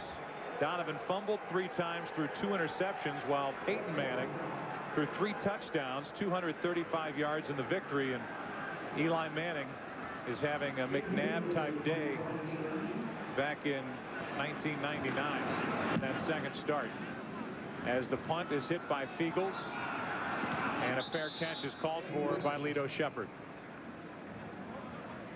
So Manning's frustrations continue. And we remind you, this February, Fox takes center stage for 2 of sports' biggest events with the Great American Race, the Daytona 500, and the NFL crowns a new champion in Super Bowl 39. Sports' greatest moments continue to unfold this February, only on Fox. You know, Eli Manning's having a tough day, and Javon Curse is making it even tougher that time, lining up in the linebacker position. They call it the Joker here. So now you only have to find him, but now have him come right up the gut against you and knock down your pass. It's just such a weapon to have for Jim Johnson. Only 13 yards of total offense this half for the Giants. The Eagles hand to Westbrook. The helmet is popped off, and Westbrook is out to the 21. He got 4. And Chris, I think you go back, you know, you talk about Javon Curse and some of the things that this organization did in the offseason. You know, they're to be applauded for. They needed a big-time wide receiver. They go out and they get Terrell Owens. They needed another pass rusher. They go out and they sign Javon Curse. They go out and they sign some of the current guys they've got to extended deals, like Lito Shepherd and like Sheldon Brown, and they just have continually made good moves. Joe Banner, along with Andy Reid, and continuing to compile great players on this team, and they've been awfully impressive throughout the last several seasons. As an organization, they also know when it's time to say goodbye to some of the favorite players, not get locked into long-term deals. The Eagles rolling. Back after this from your local Fox station. We begin the 4th quarter here at Giant Stadium. The Eagles with the football and the 14-point lead.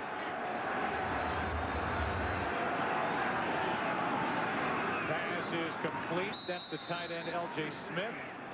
And he rolls forward for 6. Barrett Green on the stop. And that will bring up 3rd down. 3rd and very short.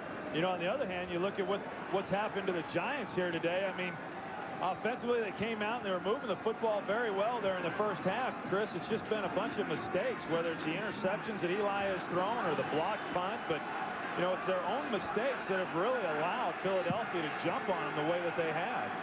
Giants defense needs a stop, and they throw on 3rd and inches, and it's the fullback Perry. And a penalty flag comes in after that hit on the sideline.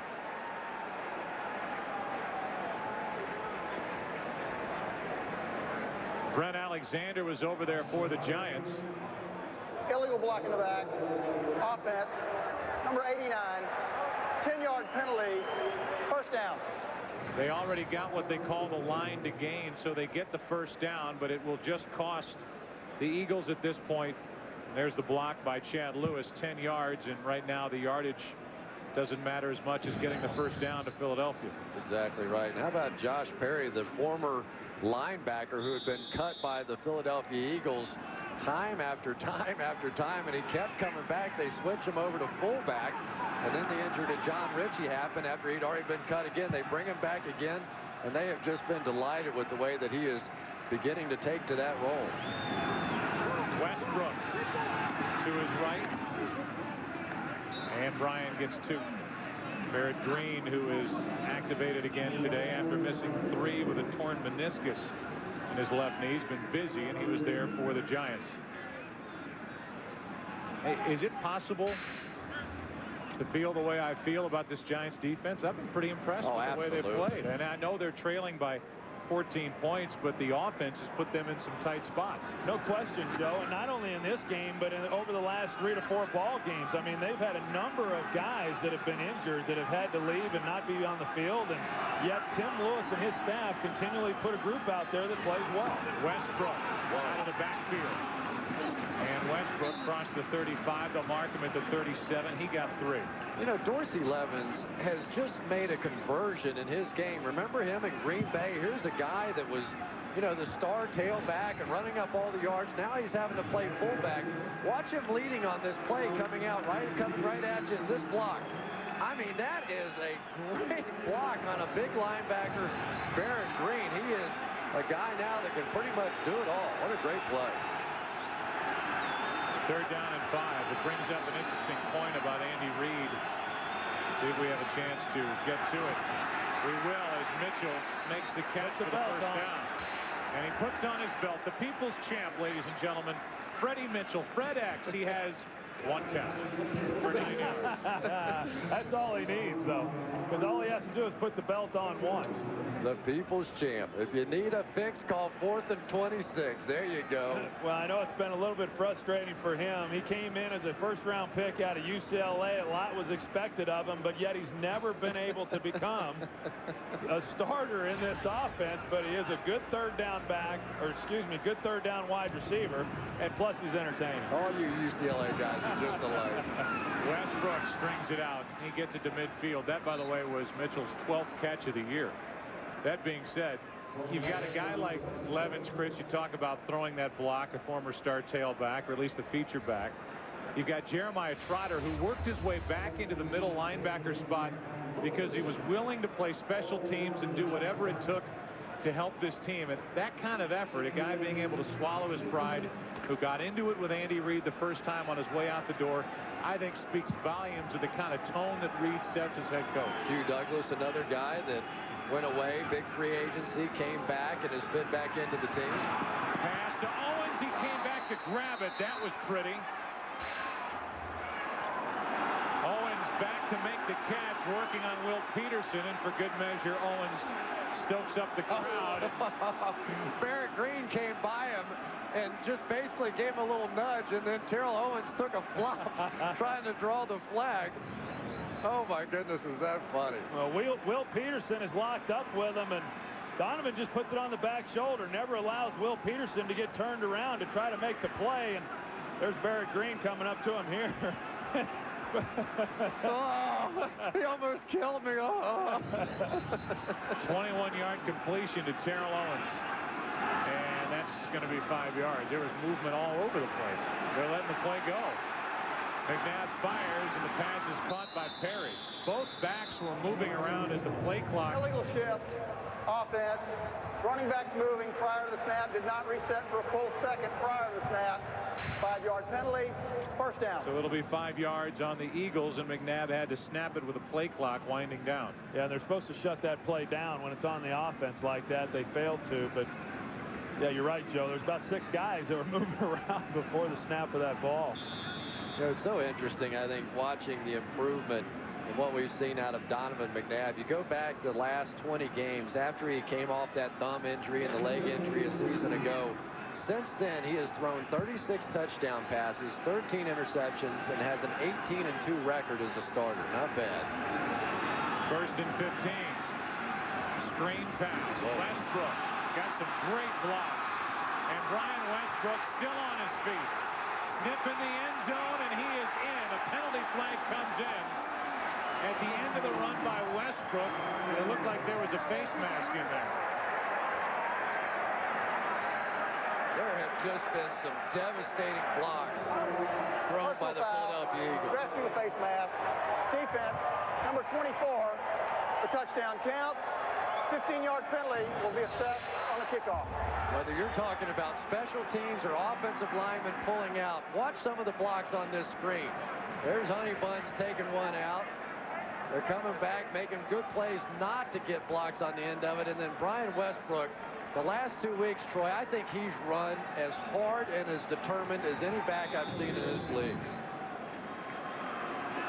So Westbrook gets in a 34-yard catch and run. And with under 10 minutes to play in this game, Akers knocks through the extra point. And the Eagles are doing it again. Week after week, they'll let a team hang around.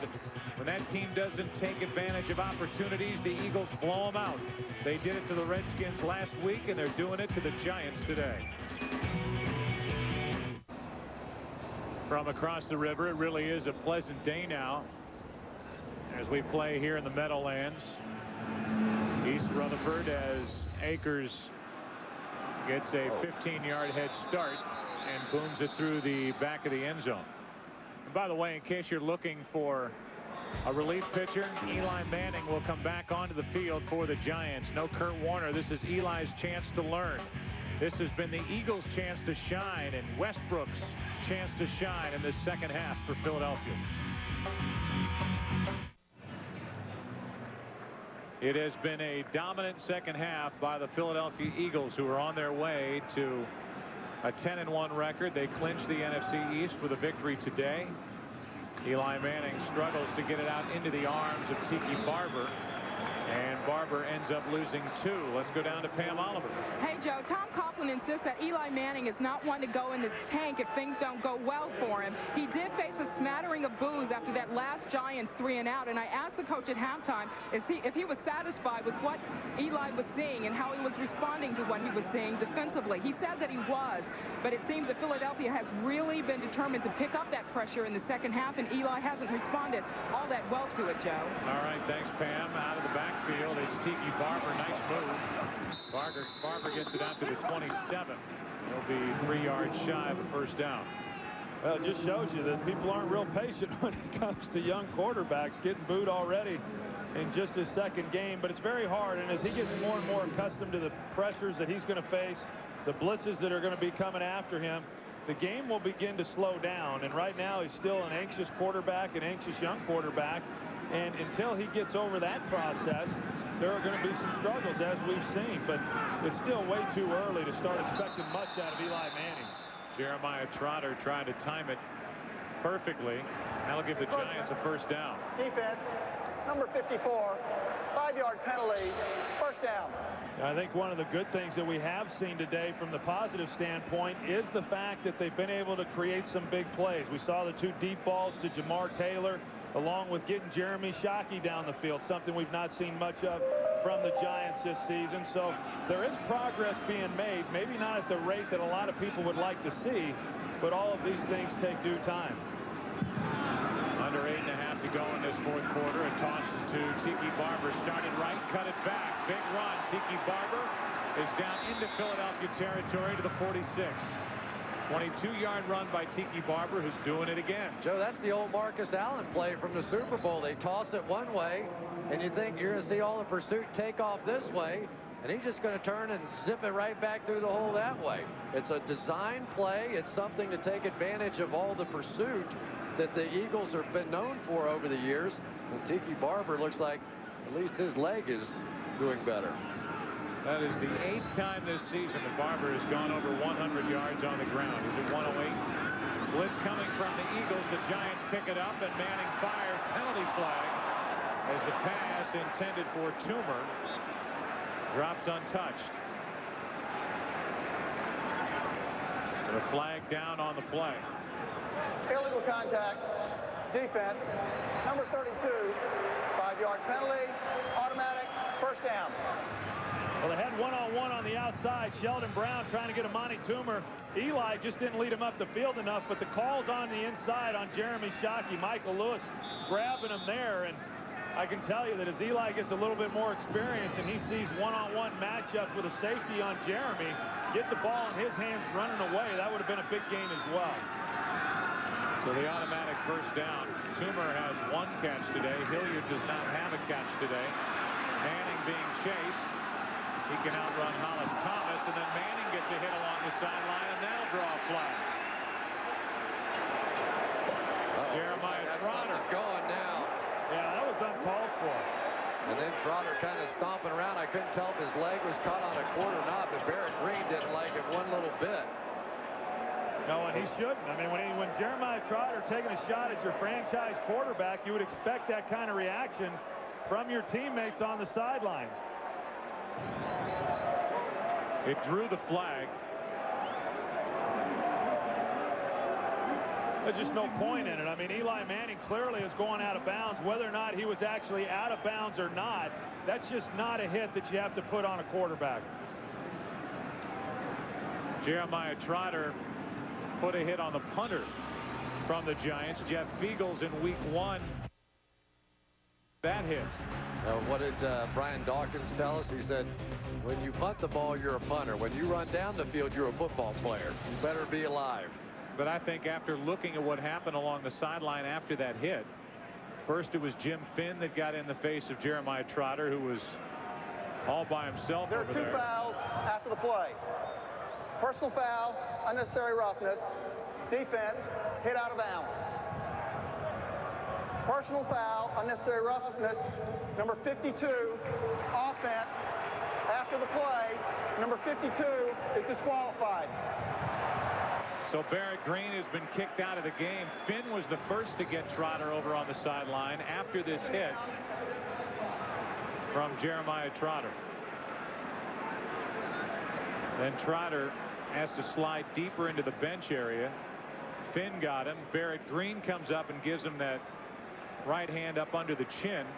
And with that, Barrett Green is finished for the rest of the day. You know, I know it's going to cost them a little bit of a paycheck and a fine and all that, but I don't mind seeing that, Troy. I really don't. You've got a young quarterback, and you've got a guy out there that is at least going to go defend his guy on his bench. And I don't know how to explain the National Football League, but that's a little part of it. Well, yeah, no question. I mean, that's what you expect to see from your teammates. At the same time, it's understandable what the officials are trying to do. They don't want retaliation taking place on the sidelines or on the field, and it should never have taken place in the first place with Jeremiah Trotter making the hit. It's the wrong week to start getting into fights along the sideline, as that pass was nearly picked off. A good job by Toomer to avoid the interception on the part of Sheldon Brown. Let's take a game break and say hi again to James Brown. Hey, Joe Buck, take a look at Brian Greasy and the Buccaneers trying desperately to stay in this one, hooking up with Michael Pittman. 8 yards to pay dirt. Pittman's got over 100 yards receiving today.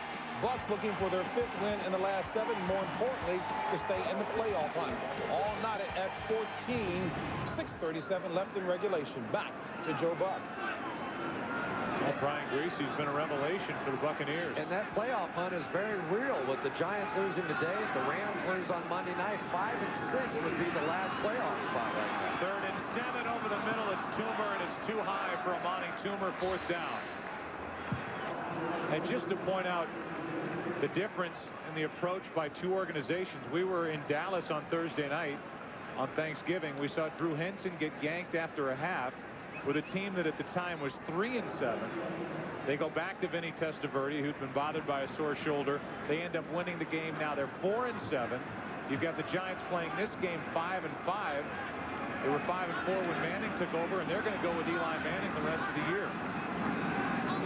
Barring injury, according to Tom Coughlin, Kurt Warner is finished as quarterback of the Giants. Manning fires. He's got a receiver, and Taylor can't haul it in. The pass was behind him, and the Eagles will take over on downs. And what that tells me, Joe, is that here in New York, they know that Eli Manning's the quarterback of the future. In Dallas, they don't know that Drew Henson is. So going forward on 4th down, the incompletion, and the Eagle offense is back on the field. Philadelphia Eagles have the ball. They seem to have this game well in hand, 27-6 over the Giants. John Hufnagel's in the middle of that meeting over on the sideline. Manning is not part of that group as Dorsey Levens gets it running right, and he lost a yard. Hey, Joe, I've just got to say that I know Amani Toomer has had the hamstring problem. We did a game earlier against Minnesota. He really didn't know if he was going to be able to play or not. But since then, you just haven't seen the kind of production out of him that we're used to. I just wonder if that hamstring is anywhere close to being back at 100%. We're seeing a lot of the DBs squatting on him now, not respecting him deep the way that they once did. And he really has always been a very good deep threat. Yeah, I think it's a little bit of a combination of some things, whether it's the hamstring and not being fully back from that, or the change in quarterbacks. I mean, any number of things could lead to some of the lack of production that he's been going through. Second down and 11. It's Dorsey Levens up to the 44-yard line. Third down coming up after a gain of 7. Kevin Lewis in the middle of it for the Giants.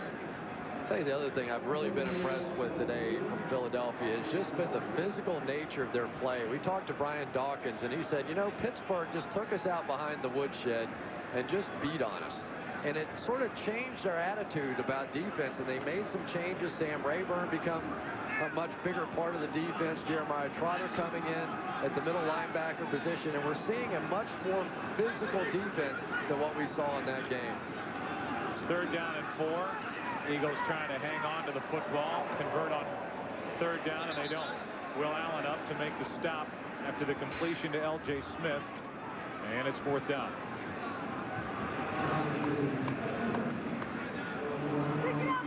So 5:26 remaining, and while the Eagles are in the process of punting the ball, Brad Childress, Troy, is a name that keeps coming up as a potential head coach candidate around the league. He's the offensive coordinator for Andy Reid. Yeah, it's that time of year when people start speculating as to who may or may not be candidates for head coaching jobs around the league. And I really feel like he should be considered. In fact, I think he should be getting one of those jobs that will inevitably come available at the end of the season. Dirk Johnson gets off a good one over the head of Jones, and it checks up inside the 5. And it's a touchback. Took a nice Dirk Johnson, Philadelphia bounce. There's a penalty flag down. A penalty flag down back near the 50-yard line as Dhani Jones could not keep it out of the end zone. It's a touchback at the moment. An ineligible man downfield is the call against Philadelphia on the punt. Ineligible receiver downfield on the kick. Kicking team, number 55. Penalties decline. First down. So first down for the Giants. The ball at the New York 20. Eli Manning in the middle of that huddle, and T.O. is all smiles now.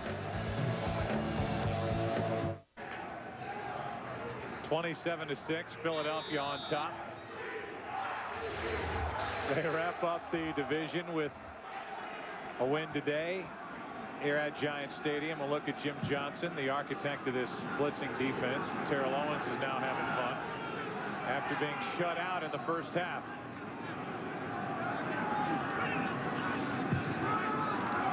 And it's Deal again. That's twice in this game that David Deal has done that. Offense, number 66. 5-yard penalty. First down. Mr. Coughlin doesn't like that. First and 15. The Eagles starting to have a little fun, and I think in particular this defense should be having some fun.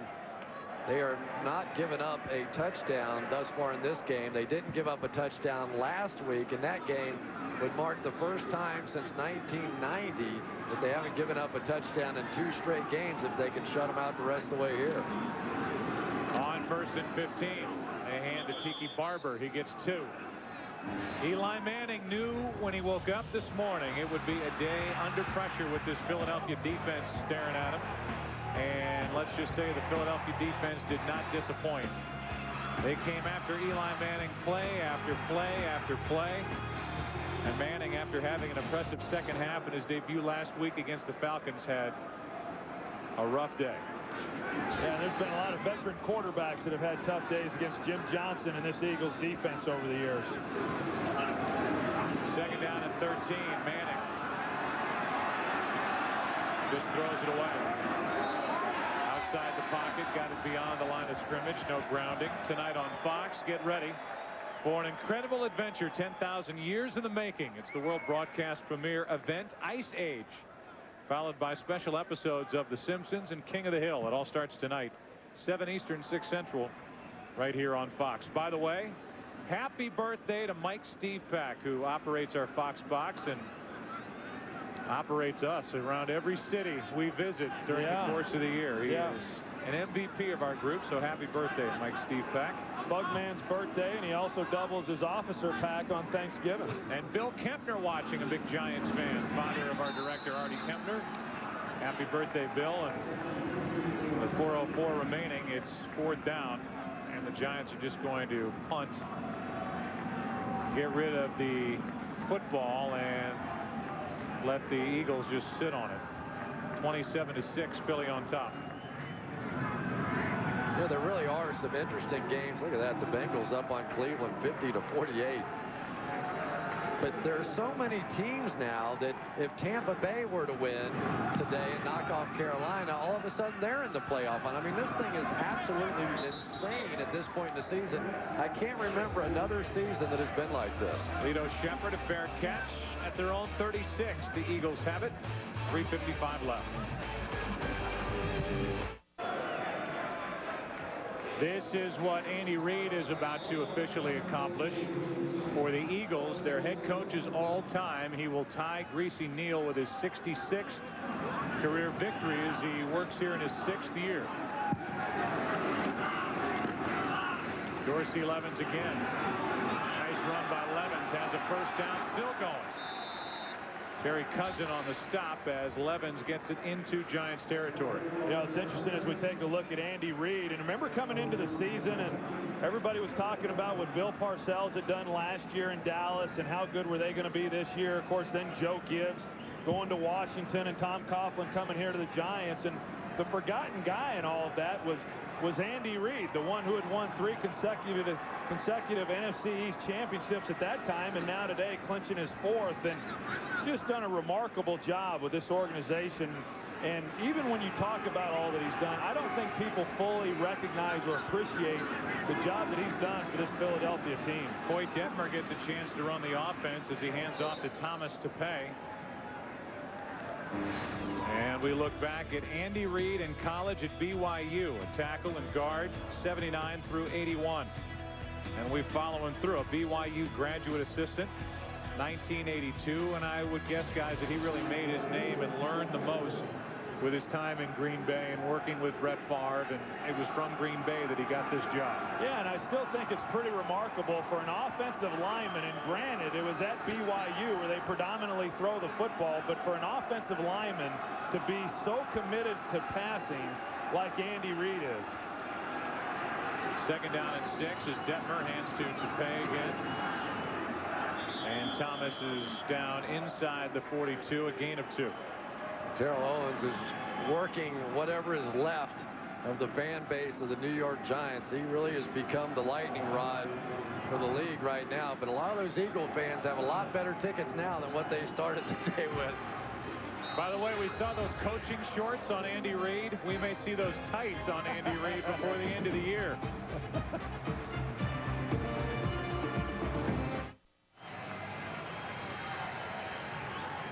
Jeff and Christina Lurie watching from high above here at Giant Stadium, and the Eagles in this traveling party will travel back to Philadelphia with a record of 10-1, and they are the toast of the NFC. And let's say this, that this is one of the most dominant teams the NFC has ever seen. They have played 8 conference games so far this season, and they have won every one by at least 10. That's pretty remarkable. to pay. Stays on his feet, stays in bounds, and picks up a Philadelphia first down. And how about Jeff Lurie? He bought the team in 1995, and with this win here today, 7 playoff appearances in the last 10 years as owner of the Philadelphia Eagles. That's a remarkable accomplishment in an NFL where every year we see a team go from first to worst and worst to first. The Eagles have been the model of consistency, now making their 5th consecutive playoff appearance. No one else in the league's done that.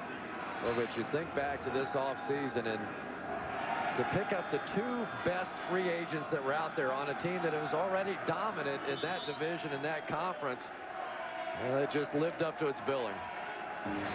We talked about Andy Reid and the coach's shorts. Too sexy for my love. Love's going to What? And the bet.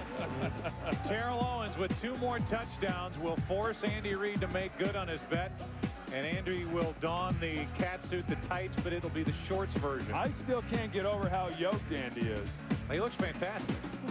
I mean, he looks absolutely fantastic. If he looked that good in tights, he'd be wearing them every day. That's really going to be one of the few moments that during the regular season this Eagles team will have in front of it. That and home field advantage. And that's what's left. They've wrapped up their division today. They're looking for home field advantage, and they're pointed right back to a 4th consecutive NFC Championship game. And it's probably a good thing that Atlanta is right on their heels, because now that's what they do have to still play for, Joe, is home field advantage. They can't get complacent. The real key, because I believe this team's going to continue to play well, the key is that they're going into the playoffs healthy, because right now they're as healthy a team entering, or at least going into December, as they've been in a long, long time. Well, plus the balance on the defensive side now. The one issue they had was stopping the run. It looks like they've shored that up a little bit. I'll tell you what, it'd be going to take a heck of an effort to knock off the Philadelphia Eagles in the NFC this year. And defensively, they made a heck of an effort today, and they overwhelmed young Eli Manning in this Giants offense. And even with all that, go ahead, say it, Chris, the New York Giants are not dead in the NFC. If the Rams get beat on Monday night, they are still tied for that last playoff spot. They have now lost 4 straight, 5 of 6. They're 5 and 6. The Eagles wrap up the NFC East. Congratulations to Andy Reid. He also ties Greasy Neal. A big day for the Philadelphia Eagles. A final of 27-6. They win the NFC East for the 4th consecutive year. They were too much for Eli Manning, and I'm sure those two would have plenty to talk about. They weren't standing at midfield. Donovan McNabb has learned in this league, and now Eli Manning learning in this league. It wasn't easy today against the Eagles. For Troy Aikman, Cris Collinsworth, Pam Oliver, Artie Kempner, Richie Zients, I'm Joe Buck. So long from the Meadowlands.